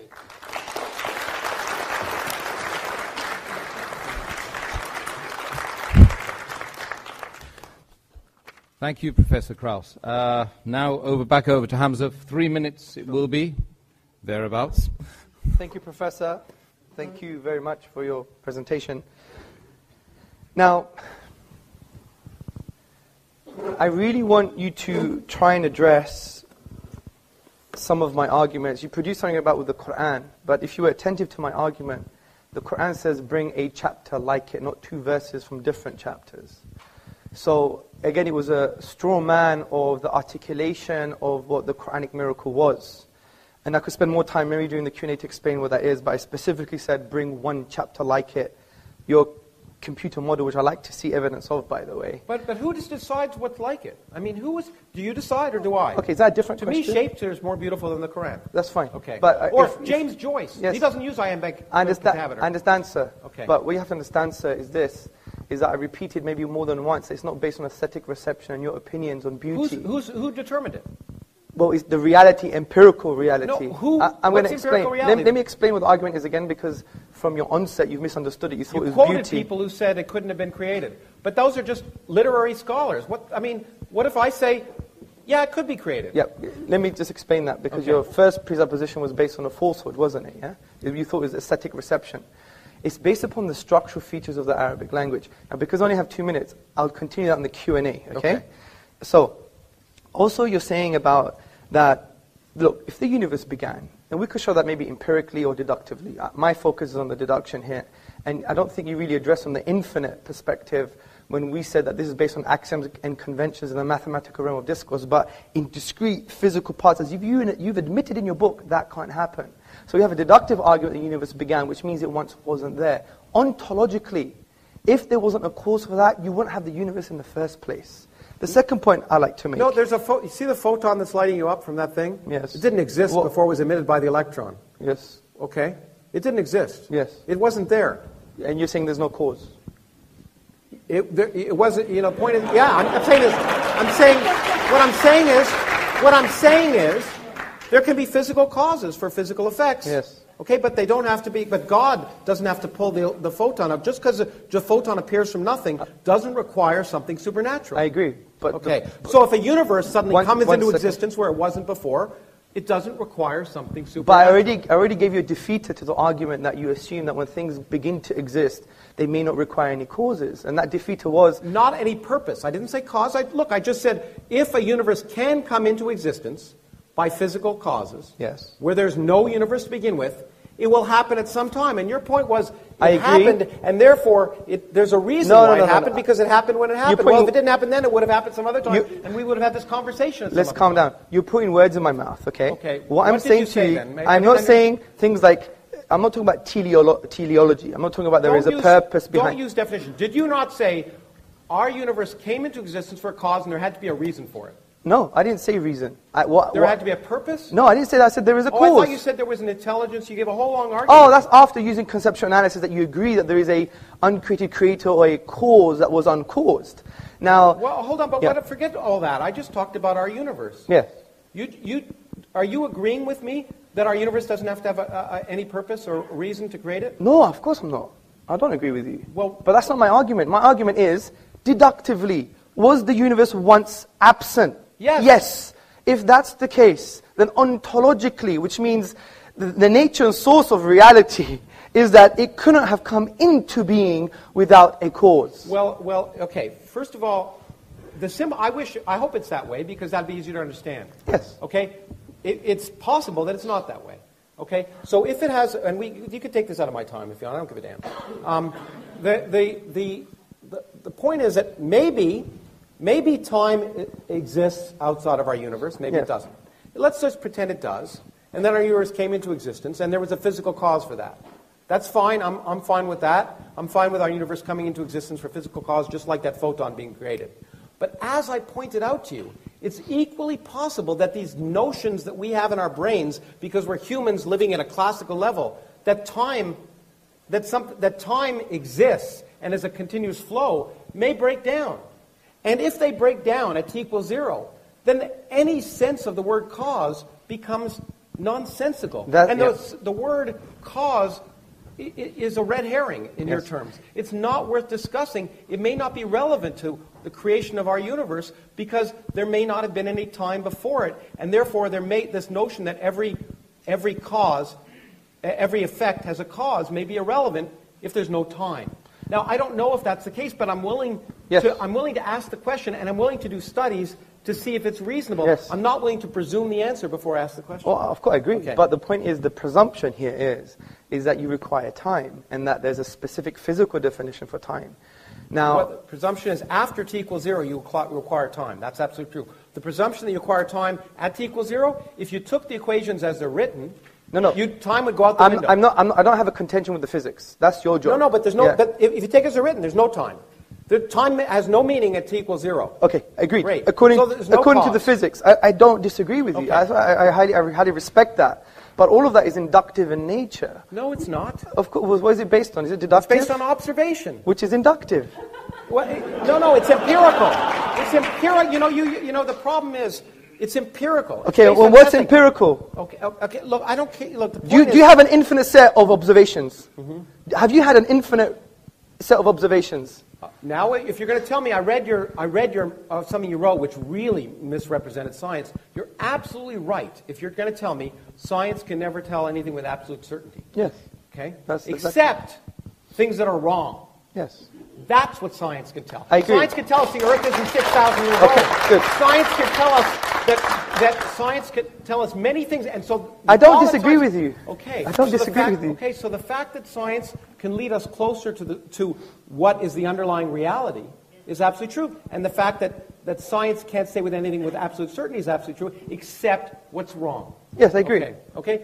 And it can say certain claims, for example, that the moon split in two when he was there is wrong. Now, I know you're going to say red herring. Another red herring. I know, another red herring. But certainly, loads of fish in this room today. No. Some people, as you know, some interpreters of that thought that was the case, but they're wrong. You agree with me? That's it. Do you agree that I'm making a different point here, Professor. Okay, all I'm saying is this is a book of words, and you can interpret it many different ways, and some interpretation of those I'm going to address are that. wrong. I'm going to address that as well. But look, we're going from so many different issues. It's a typical strategy of not knowing how to respond to a particular point.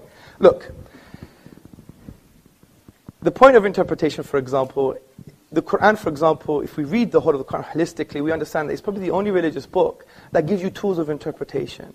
For example, the Quran says there are some open-ended verses, ambiguous verses, and they're specified. So in linguistics, it's called intra and intertextuality. Now, therefore, it creates a scope of interpretation. Yes, I agree there's interpretation, but there are some things that lie outside of the scope because you don't know the language, you don't know the interpretive tools, you don't follow the scholarly tradition, etc. So there is, yes, I agree, a scope of interpretation, but it's fixed. So that, in essence, is a red herring.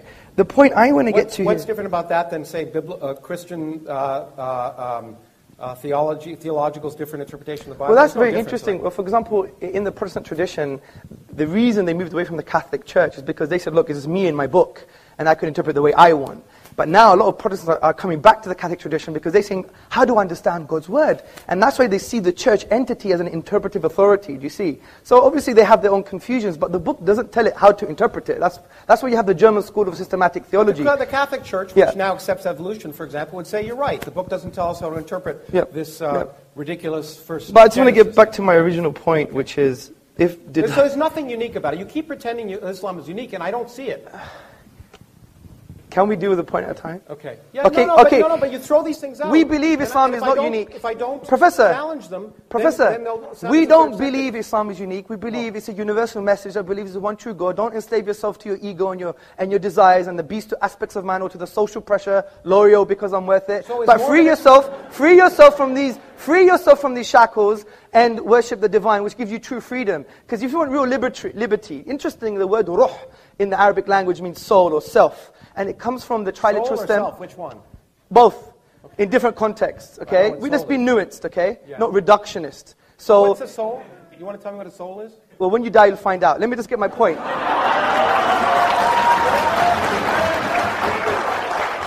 Let me make my point. That's a really bad explanation. Well, come on. Because it gives me something I can't test. Listen, I'm the Greek. I'm supposed to be full of sophistry and rhetoric. Yeah? Well, you are, but that's true. Okay. The point I'm trying to say is that the word ruh etymologically shares the same meaning with the word raha, which means liberty and serenity. And interestingly, we all want to seek this type of liberty, but the irony is, from an existential perspective, what does it mean to exist? Who am I? We're all in a state of slavery because your birth, sir, your birth, madam, is just like the American writer once wrote. We're born and then we're sold into slavery. You never chose your birth. Well, it was Rousseau who said that. Man is born free and forever. Yeah, exactly. Okay, well done. Good. So let me get poetic here. Yeah. Okay. So the point is, we don't choose our birth. I didn't choose I was going to be Greek looking like a Pakistani. You never chose that. If you shaved, you wouldn't look so Pakistani. Well, I'm growing my hair just like yours. Okay. So, it's true. It's nice. So the thing I'm trying to say. Your hair, by the way. Thank you. We're becoming friends now, yeah. So the point I'm trying to say is, look, let's be nuanced about some of the narratives from religion. Like, in essence, that's how. See, you have to empathize and see the filters that the Muslim will use. And that's why a Muslim woman who may cover her hair, a Muslim man who may grow a beard, these are not reasons because it's like this kind of ridiculous type of blind slavery. We really understand that the only way to free yourself from the shackles of the ephemeral nature of social pressure, because we're social animals, of the very fact that you didn't choose your birth or your ethnicity or even your own gender, you free yourself from these shackles by what we call ubudiyya, a servanthood to the divine reality. But the question I want to ask is it sensible? So why is it sensible for a woman to be covered up and not a man? Well, I am covered. No, you're not covered up. You're not covered up. You're not put in a bag like some of the people back there. Well, it's not really a bag. No, it is. Yeah? As far as I'm concerned, it is. Okay, look, that's a different question. I'm not going to get into the moral judgments of certain traditions because at the end of the day, and by the way, they're all only Islamic. I mean, if you want me to offend other religions, I'm happy. No, I'm not saying that, Krauss, but someone who is rationalizing incest doesn't have no more high ground to point the finger at Muslim women. I mean, and the other point. No, but let me finish. I explained why. Let me complete the sentence. I'm sure it wouldn't go ad infinitum. Okay. Let me make my point. Well, we could go ad infinitum because it could last an infinite amount of time. Potentially. So, not actually. Will you agree? Potentially, yeah, but not actually. That was my point, which you misunderstood. So the point I'm trying to say, Professor Krauss, is that, these pointing the finger at other traditions, where is your ontological basis for an objective moral value like this? Well, you know, in fact... Is it objectively wrong that she's wearing a bag? What? Is it objectively morally wrong? And how is it objectively morally wrong? Wrong? I asked if it's sensible. Okay, is it sensible? Okay. And so my question to you is, it seems to me that given the fact that I happen to view women and men as, you know, we have differences, inherent genetic differences. Of course, yes. But in every other sense, we're equal human beings. And in fact, in many senses, as you know, there are advantages and disadvantages. We don't disagree with that. So I do not see any reason to treat women differently than men. It doesn't make sense to me. That's all I'm saying. Okay, fair enough. Good. Okay. So the point is, when we make moral judgments, I know you use the word sensible, but other times you're making moral judgments. I don't talk, unlike you, I don't talk about morals, because I try, in this sense, the question before us was not, is atheism moral, or is Islam moral? It's, is it sensible? And when people act... So why have you spent 25 minutes pointing the finger and making moral judgments, rather than trying to deal with my argument? I didn't make For example, you thought... a moral judgment about your misinterpretation of whether infinity is allowed in physics. I didn't make a moral judgment. I never said that. I made a factual I never said that. I said it makes sense in physics because you need the mathematics to correspond to physical reality. I don't disagree with that. I am saying... So you need the mathematics to correspond to physical reality. Is that what you just said? Yeah, of course you do. According to physical physics. reality can allow for infinity. According to what... I learned a lot from your book, actually. It was quite interesting. You said, even in your book, I think it was page 81, you said that essentially, you know, there's the maths, and I need to improve my physics to ensure it's in line with the math. And interestingly... No, I need to improve my math to ensure it's in line with reality. Okay, good. So, Okay? what is... the evidence of experiment. Yes, good. So if my math doesn't agree with the evidence of experiment, then I change my math. And that's why I think, and I don't want to build a straw man, you made a conclusion in your book, you said, this is why you can't have an infinite anything. No. You said that in You your show book. me where I can't have an infinite anything. Yeah, Did I talk about give me the infinite book. energy density? Let Did me I find... talk about whether the universe might be infinite? Let me find it for you. And by the way, if I did, I was wrong.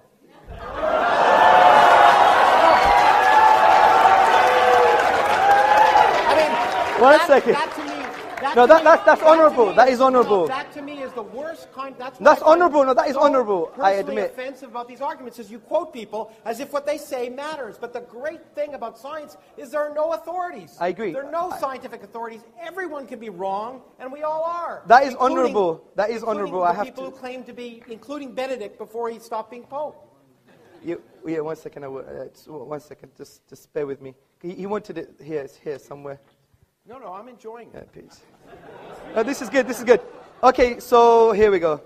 Infinity is not a pleasant quantity, however, at least as far as physicists are concerned, and we try to avoid it whenever possible. Clearly, the energy of empty space, or anything else for that matter, cannot be physically infinite. The energy of anything.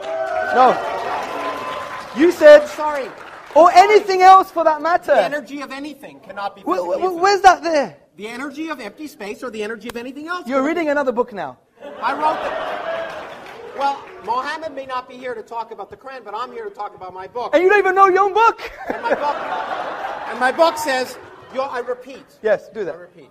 Maybe I should change it to Arabic so you understand it. But the point is, the energy of empty space or the energy of anything else cannot be infinite.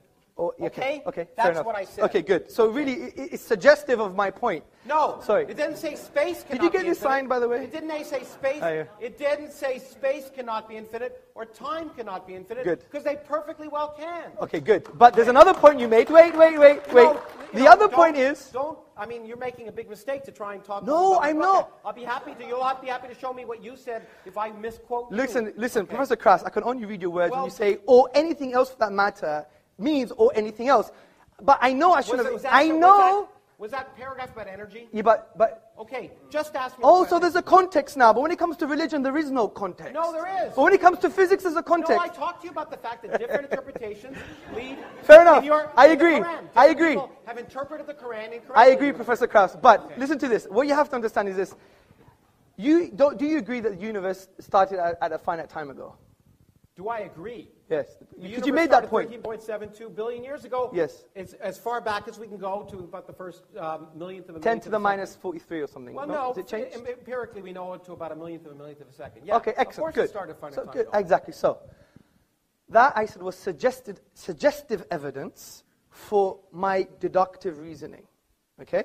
Well, it was suggestive evidence for the Rig Veda, Akhenaten, Yeah, I know. Good. Let's carry on now. Myth, it's just as beautiful. It was created. I agree. But then I said, but since we have the best possible explanation, which is an uncreated creator, or there is a cause that was not caused, because I gave you all the logical explanation. This is the point. You should be attentive. No, I have the best explanation. It came from nothing by physics. Yes, but your nothing, is it really like nothing? No space, no time. Our universe didn't exist. So there was no quantum foam. There was nothing where our universe existed. There was no space and no time. Everything we see, this room that we're in, did not exist. When your friend Vilenkin comments on that... Can we have a Q&A, please? 1 second. So when your friend Alexander Vilenkin, who's a renowned cosmologist... Yeah, a good friend. Yeah. A good friend. I mean, I read some of his works. It goes way beyond me. I have to do that. And in fact, you know what? Yeah. You know what? In fact, Alex Vilenkin, as you'll read in my book, as I did, in fact, he scooped me because he wrote... Yes, he did. I read that. Yeah, that was very interesting. Talked about a creation of space from no space. Yes, I agree. Okay. Recently, he has mentioned that there is a spatio-temporal boundary, right? No. What has he said? Well, he is, I mean, you know, we can talk about the details of the instanton that he described in the mathematical yes. But in fact, there is no space at the central point of that. Okay, agreed. So, see, my main point is that this evidence is suggestive of an evidence that is what I would call far more stronger. It has great epistemic value, and I'm going to end on this. Because it has great epistemic value, because as you admitted, the inductive method doesn't lead to certain conclusions, whereas the deductive method leads to certainty. Now, you can't get it all the time. Wrong. But no, if the premises... I can be certain about something be wrong. Can you? I agree. But okay. Krauss, if the premises are sound and the logic is valid, it's still certain. You still have to prove to me... Yeah, but Krauss, Professor Krauss, you still have to prove to me that the deductive logic I used is unsound or not valid, and you haven't done that. Well, okay. If you don't think I have, I do. Okay, I'm really sorry to interrupt you, Professor Krauss, Hamza. You're going at it hammer and tongs, but there's a whole bunch of guys out there who want to sort of have a say, okay? Okay, guys, settle down. We're going to get the first question right now. Okay, my first question is to Professor Krauss, and this is just to sort out the sort of the whole thing we were talking about. I just opened up your page and it says, nothing is something. There you go. That's the title of a chapter. That's the title of a chapter, nothing is something, right? And you know what I meant? No, and I'm going to ask my second question now. Okay. Your whole book is based on mathematics, and mathematics, as you know, is based on deduction. No, it's based on evidence. Okay, and you use mathematics throughout your book, and you say deductive... Show me the equations in my book. Show me the equations. Are there equations? Yes, they are. Well, there are one or two. The book's 200 pages long. Okay, let me just ask my question. My first question was, you said nothing is something as soon as you open the book. Yeah. Secondly, you said deductive method, deduction doesn't work, and maths is based upon deduction. No, I said it may not work. No, you said it in the opening. Deduction doesn't work, and your book is full of mathematics and deduction. Mathematics is based upon deduction. So how do you... it's actually a good introduction to logical fallacies. Ooh. Professor, you want to say something? Yeah, okay. I mean, these rhetorical things are so ridiculous. But okay. I like catchy phrases. And when I said nothing is something, it's a chapter title. My point, which many philosophers don't understand, and I guess, anyway, is that nothing is a physical quantity. It's not a philosophical quantity. It's not an imaginary quantity. Nothing, in physics, is the absence of something. So therefore, to understand what nothing is, you first have to ask the question, what is something? And to do that requires a lot of work. It's required all of the work of the 20th century of a lot of bright people, experimentalists and physicists. So what I tried to do is explain what we mean by something so that people could actually learn what you mean by the absence of something. I tried to be very clear and accurate. So it was just, in fact, since I wasn't trying to convince people of anything, I was just trying to explain it. The point is, in physics, nothing is the absence of something. So to understand what the absence of something is, you have to describe, you have to know what something is to know what the absence of that thing is, first. Secondly, mathematics is mathematics. You're absolutely right. But physics isn't mathematics. I did a degree in mathematics, and I did a degree in physics. I learned I wasn't a mathematician. And more importantly, I learned many of the best mathematician colleagues of mine weren't physicists. Because the universe, the way physics works, is that we make mathematical models of reality, but we don't decide that they're right. We say, in fact, I do it all the time, and most of them are wrong. I sit on a good day trying to make a mathematical model that explains reality. They go out and test it, and 99.99% of the time it's wrong, because that's the way science works. If it didn't work that way, anyone could do it. So it's not inductive in the sense, the mathematics is a useful language. In fact, it's the only useful language to describe nature, as far as we can tell. But it doesn't, we don't decide. Mathematics can describe an infinite number of universes. You can write mathematical descriptions of an infinite number of universes. Most of them are in our universe. The way we determine if they're our universe is we go out and do experiment. Science is experimental. Without experiment, pure thought leads nowhere. If you locked a particle physicist in a room and asked her to come up with a theory of reality without any experimental observation, she'd come up with the wrong answer. Okay, you didn't actually answer the question there. Yeah? Just to reiterate, because you didn't actually answer it, yeah? You said deduction doesn't work. No, I didn't. No. Yes, you said it in the opening. I said it doesn't have to work. Let me just repeat the question because you didn't understand the first time, right? You said deduction doesn't work, and your book has mathematics. And what I want to ask you is... fine, I agree with you. Next question. Okay, what is deduction? That's my question. What is deduction? Do you even know what deduction is? Because I studied mathematics at university. I don't even think you know what it means. What is deduction? You know what? Yeah. What is deduction? Let me just say, let me just say this, okay? You can make definitions of things. I can try and figure out how the universe works. I'll make progress, and you'll sit here. Okay, thanks very much. Next question, please.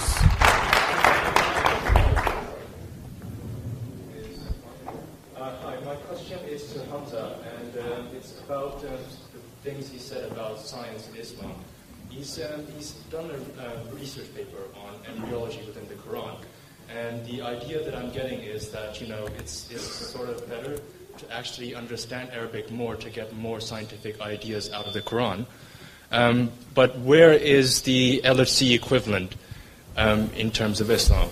Where's that? What is the LHC equivalent?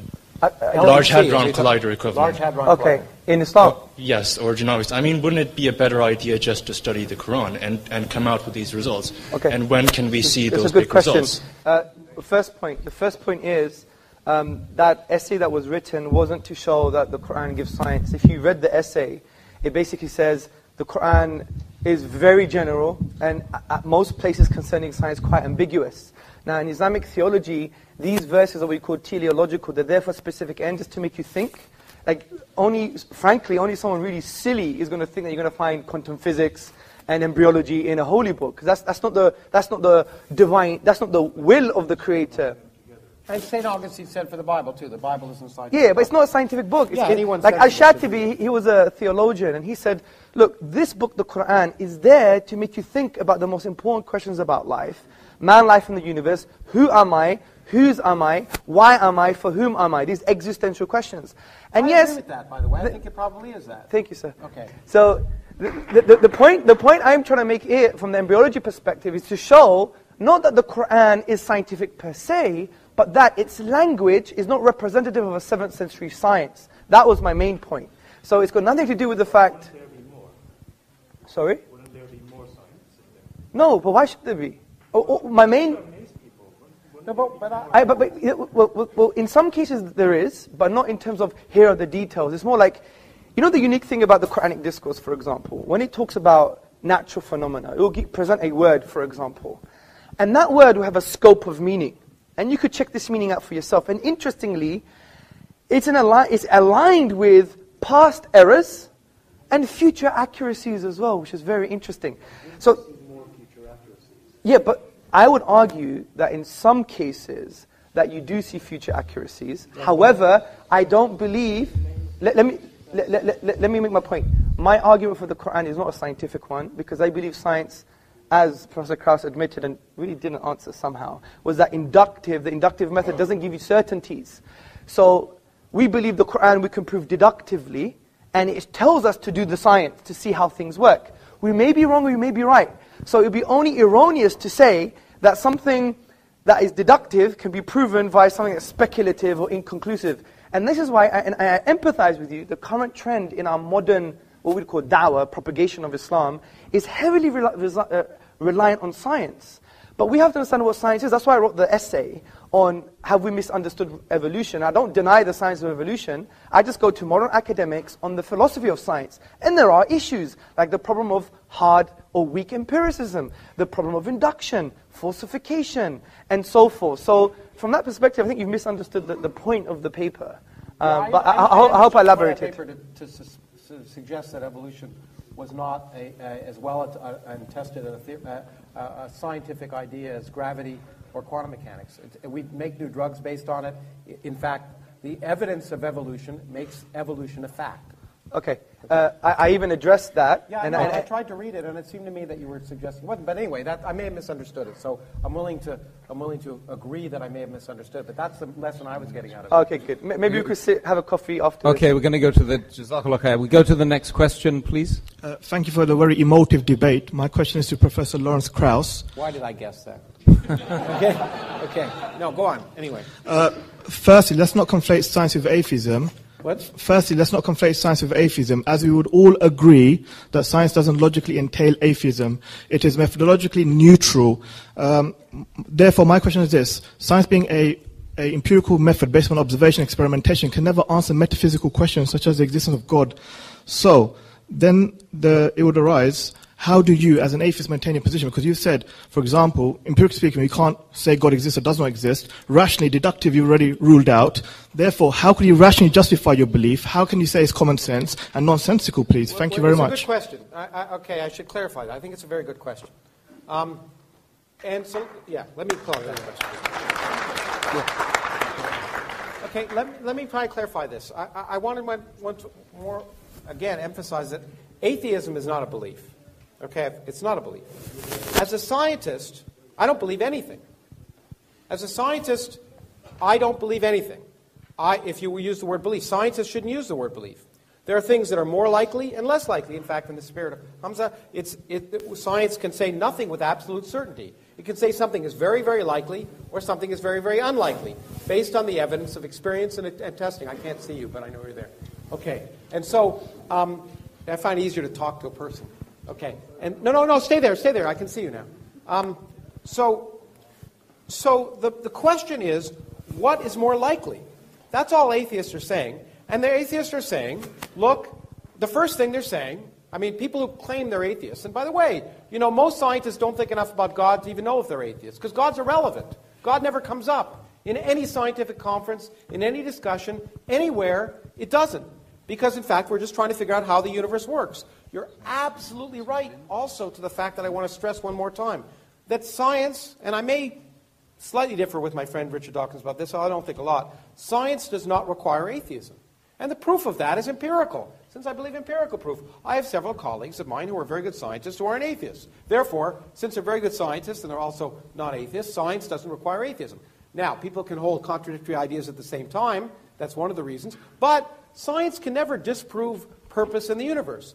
All we can ask is, given the evidence of our observation, do I think it is more likely that there's a personal God that cares about this random planet around a random galaxy in the middle of 400 billion galaxies, in a universe in which everything we see is just 1% of the whole universe? You could get rid of us and all the galaxies and everything. The universe would be largely the same. We're a bit of cosmic pollution. It seems ridiculous to imagine, for me, based on everything I see and my common sense, to imagine the universe was created for me. That's all. Okay, thank you, Professor. Let's go to the next question. Hello, Mr. Krauss, and assalamu alaikum, Mr. Tzortzis, for a very good talk. I just have a question for Hamza. So you started off talking about infinity, and I mean, a lot of these arguments were sort of William Lane Craig type arguments, who, by the way, Fox News loves. Now, my question is, we've got a guy here who's written 300 books in astronomy, cosmology, whatever, and I mean, there is a lot of talk about Islam, about the Quran having scientific evidence behind it, cosmologically as well. Why didn't we ask him these questions? Why didn't we say, well, I don't know, you said that, you don't know, so why not ask him? He's there. I mean, why not? This is a forum for conversation. Why didn't we have... Well, I didn't hear one time, except for when you mentioned quantum vacuum, where he explained to you what quantum vacuum is. Yes. Like, other than that, I didn't hear anything. So I'm really interested as to why that conversation didn't happen in here. Because my argument wasn't a scientific one. But I could do that in Starbucks or for the leftists amongst you in another coffee shop. Just like William Lane Craig often tries to No. use the evidence of the Big Bang. No, let's be attentive to my argument. It wasn't a key premise. Yeah, it was. absolutely. I even repeated. Well, I guarantee you, I agree with you. It was not scientific at all. Exactly. Well done. So, my point was, it was just suggestive. If you remove that argument, you still have my deductive argument that hasn't been addressed. No, I know. What I'm saying is, then why did you use the linguistic argument? Why not this, Because there's so many arguments. I don't hold the view that the scientific argument per se is strong enough to become a deductive Right, so it has to be linguistic. So let's make No, there's many others. There's historical, there's numerical. I could give them to you now. Historical is also based on evidence. Let me make this clear, because it could be a real difference, and it should just represent our fundamental differences. Yeah, of course. You don't believe that your beliefs should conform to the evidence of reality. No, of course not. Okay. I don't. Good. Okay, no, but good. Well, that's fine. But That's Krauss, a fundamental difference. you just even agreed that science itself, which we love and we think is a mercy from the divine reality to use, that has correlated verses indicating we must use reality and be empirical. You've assumed that empiricism itself would lead to an understanding of reality, absolutely. But you agreed that's not the case. I never said any absolutes. I've always said plausible, likely, unlikely. That's the way science works. And the whole question here is, what's more sensible? And the point is, once again, I said empirically, 1,000 religions, you're all atheists for 999 of them, I'm just an atheist for one more. Yeah, but this is precisely my point. Yeah. Why would I therefore use an empirical inductive method to form beliefs that I believe are certain? That would be obnoxious of me. So what I do is, if I believe something is so certain as the existence of the divine and the miraculous nature of the Quran, I'm not going to use an inductive method which is speculative and probabilistic, which you would even agree ranges from 0 to 99%. I would have to rely heavily on what you would call other methods, epistemic routes to knowledge, such as deduction. And are they sensible? And they are sensible. And here's the question, as Carl Sagan would have said, extraordinary claims require extraordinary evidence. And the claim that you're absolutely certain of the truth, that you personally are absolutely certain of the truth, is a remarkable claim. No. And the evidence you presented was not Straw man. I'm absolutely certain of very basic truths, and this is called epistemic foundationalism. No, I don't have that presumption. I'm not that presumptuous. Well, you obviously have a presumption that induction works. That's the truth in itself. No, I don't have the presumption that I know the truth. Let's presume there's more questions as well. Okay, let's go. Hi, my question is for Hamza. Oh, yes. My question is, I just want to clear something up before I go on. Do you think that logic and science are two separate paths to truth? Because Professor Krauss here is taking the scientific approach, you've been taking the logic approach. Do you believe they're mutually exclusive, that you can have a logical... No, of course not, because you can have a deductive argument that its premises rest on induction. So that's fine. And an inductive argument, by definition, is empirical by nature. But the point I'm trying to say is, there is a difference between induction and deduction. That is a clear distinction. Well, sure. Exactly. So the point is, if we do have a valid and sound deductive argument, then for God's sake, let's address it. Not just say, oh, you guys put women in bags, or you scratch your ear on a Sunday, or you don't clean your earwax, or all these kind of random red herrings that were coming along, right? So the point is, I tried to ask empirically what's, to me, and maybe this is a different word, maybe we should have defined the word sensible. Please, yes. sorry, could I interrupt? Sorry, that wasn't the question. My question was that if you think logic is, you said you didn't think it was independent, but do you think that your premises, because that's what your arguments rest on, are informed by empirical evidence? Some of them are supported, but the majority of them are deductive themselves.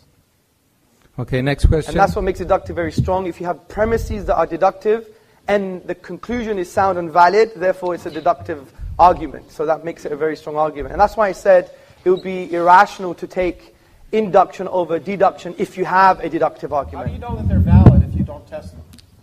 Because you know them conceptually and metaphysically and philosophically. Just like that woman knew to drown her 4 kids. Yeah, but, okay. No. Okay. No. Let me address this question. Sorry. The interesting thing is, your very statement is a metaphysical statement. It could be translated metaphysically. For example, induction is the only method to use to try and establish or know reality. That statement itself is self-defeating. It can't even be proven. by empiricism. It's an inductive statement. So the point is, I give an example. It's like you have almost, it's like you have this almost crude. I don't claim to know what's valid just by knowing it. No, but you have to in that very statement in itself, because it's almost like you're presenting this crude scientism or logical positivism. Oh, stop using words. Talk to me in English. Okay. Oh, but when you use words, it's great. When I use words, I can't do that. I don't think I've used very much jargon at all. If I did, I apologize. Okay, scientism is, let me define it for you. It is the assertion that science is the only way to form conclusions about reality. Okay?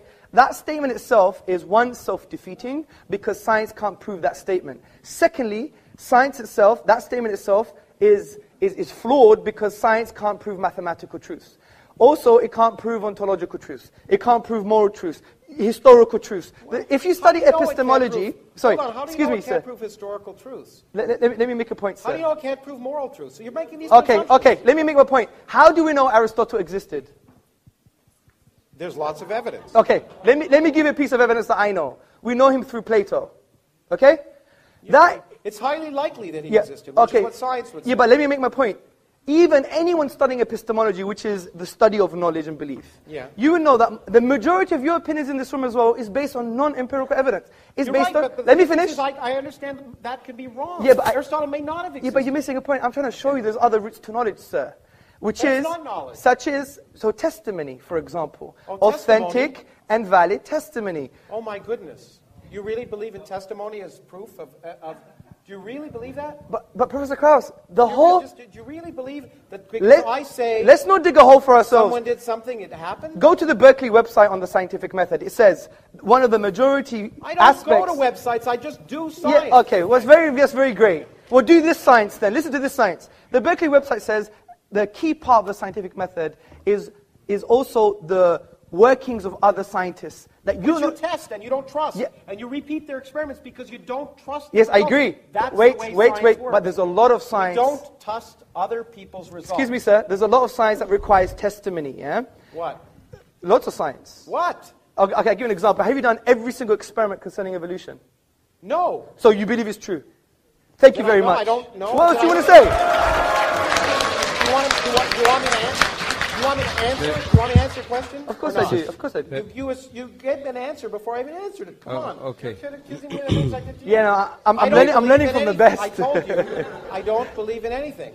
I think, based on the evidence of my experience, and everything I see in the world around me, that evolution is highly likely. Okay. And that's what I would call a fact.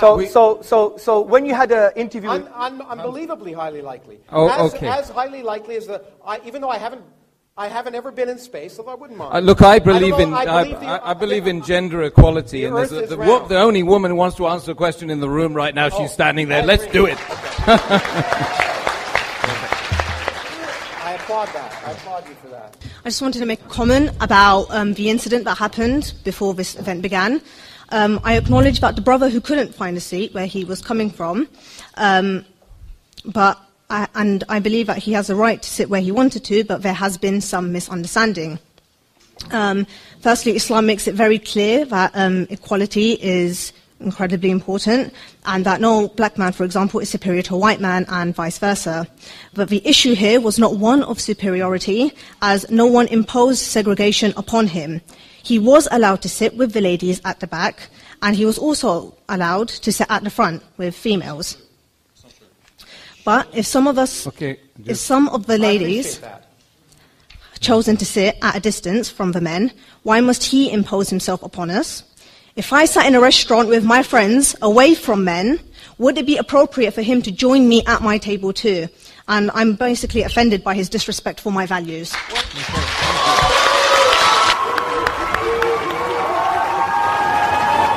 Okay.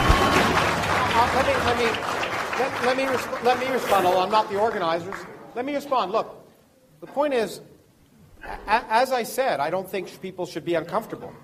Okay, and they should move if they're uncomfortable. However,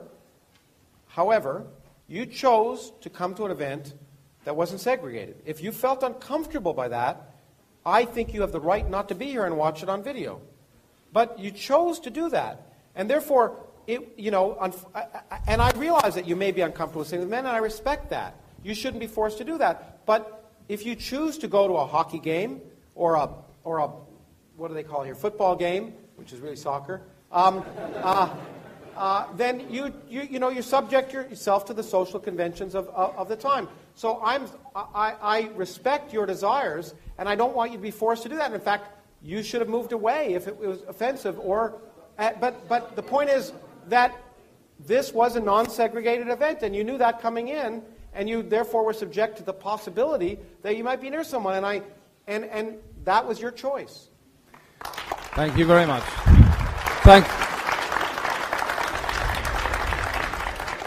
Okay, thank you very much. Thank you very much. You guys, mashallah. Oh, sorry. Don't be sorry. I've been sitting on the fence the whole night, you see. It doesn't offend okay, it's painful sitting on fences. Hamza and Professor Krauss, I think you guys have been amazing tonight. Don't you think? I don't think so.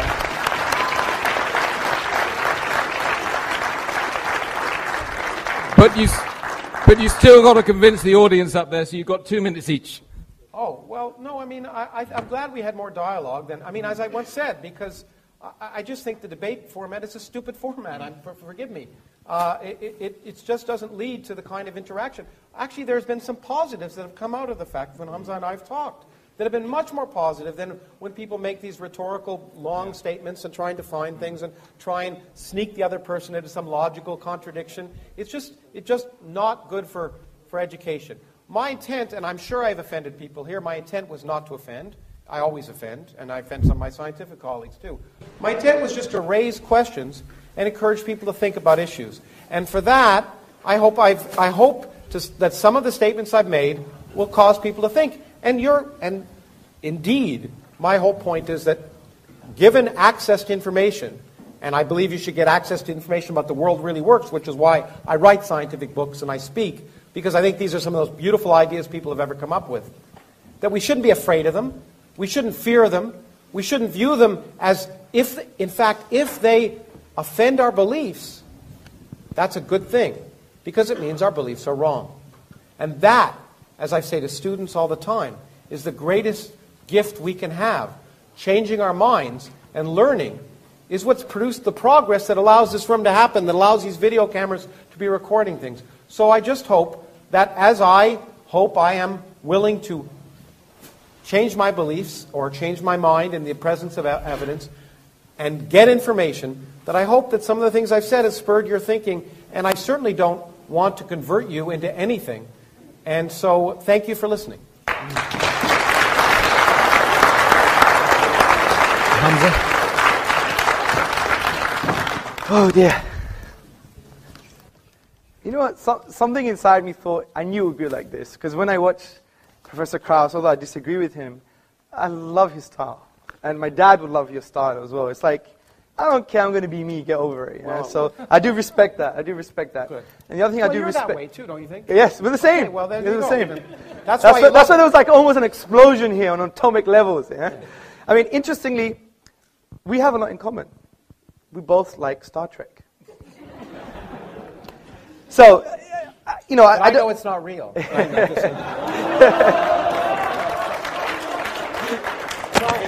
gave me the line. Yeah, I give him that one. Okay, good. Right, so, first and foremost, I think there wasn't much discussion on the definition of a miracle that I presented. I think maybe we should have more useful discussion on maybe the coherent definition that we presented.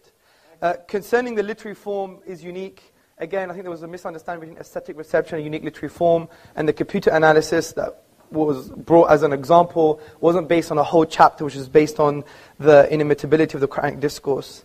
Also, I think we brought forth a deductive argument to show that the finitude of the universe, and therefore it couldn't have come via nothing once it was in a state of non-existence and then it was brought into being. It couldn't self-create, it couldn't be created by something else that was created because of the absurdity of the infinite regress. Therefore, it makes sense that it was created by something uncreated or caused by something that's uncaused. And it's in line with our definition of causality, which is something that produces effect, which allows asymmetric causality.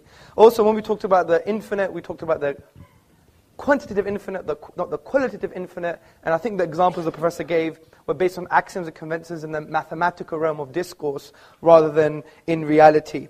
So that's all I have to say. I don't think the key premises of my argument were addressed. And I think it shows the veracity of Islam from that perspective, because if it was so wrong and so rubbish and so nonsensical, we would have had a strong counter-argument from that perspective. But this is going to be unaddressed until the Day of Judgment, I believe. But I think what we all have to learn is that, you know what? We can sit on a table, we can speak together, we may be angry and rhetorical. And by the way, I so apologize if I offended anyone, especially Professor Krauss. I did say things that I shouldn't have said for a highly respected, academic like himself. So we have to humble ourselves for his achievements, and some of the words I used were not appropriate, even though they may have sounded nice rhetorically, but that's a different issue. The point is, you know, at the end of the day, let's be human, let's connect with one another without presuppositions, and that's very hard to do. But the only way to do that is just really divorcing our drama and our presuppositions when we try to engage with someone, and that's what we teach in our courses all the time. Engage with a human being, not just with his beliefs or your perception of who he is. We didn't quite get there today, but you know what? It's the beginning. God bless you all.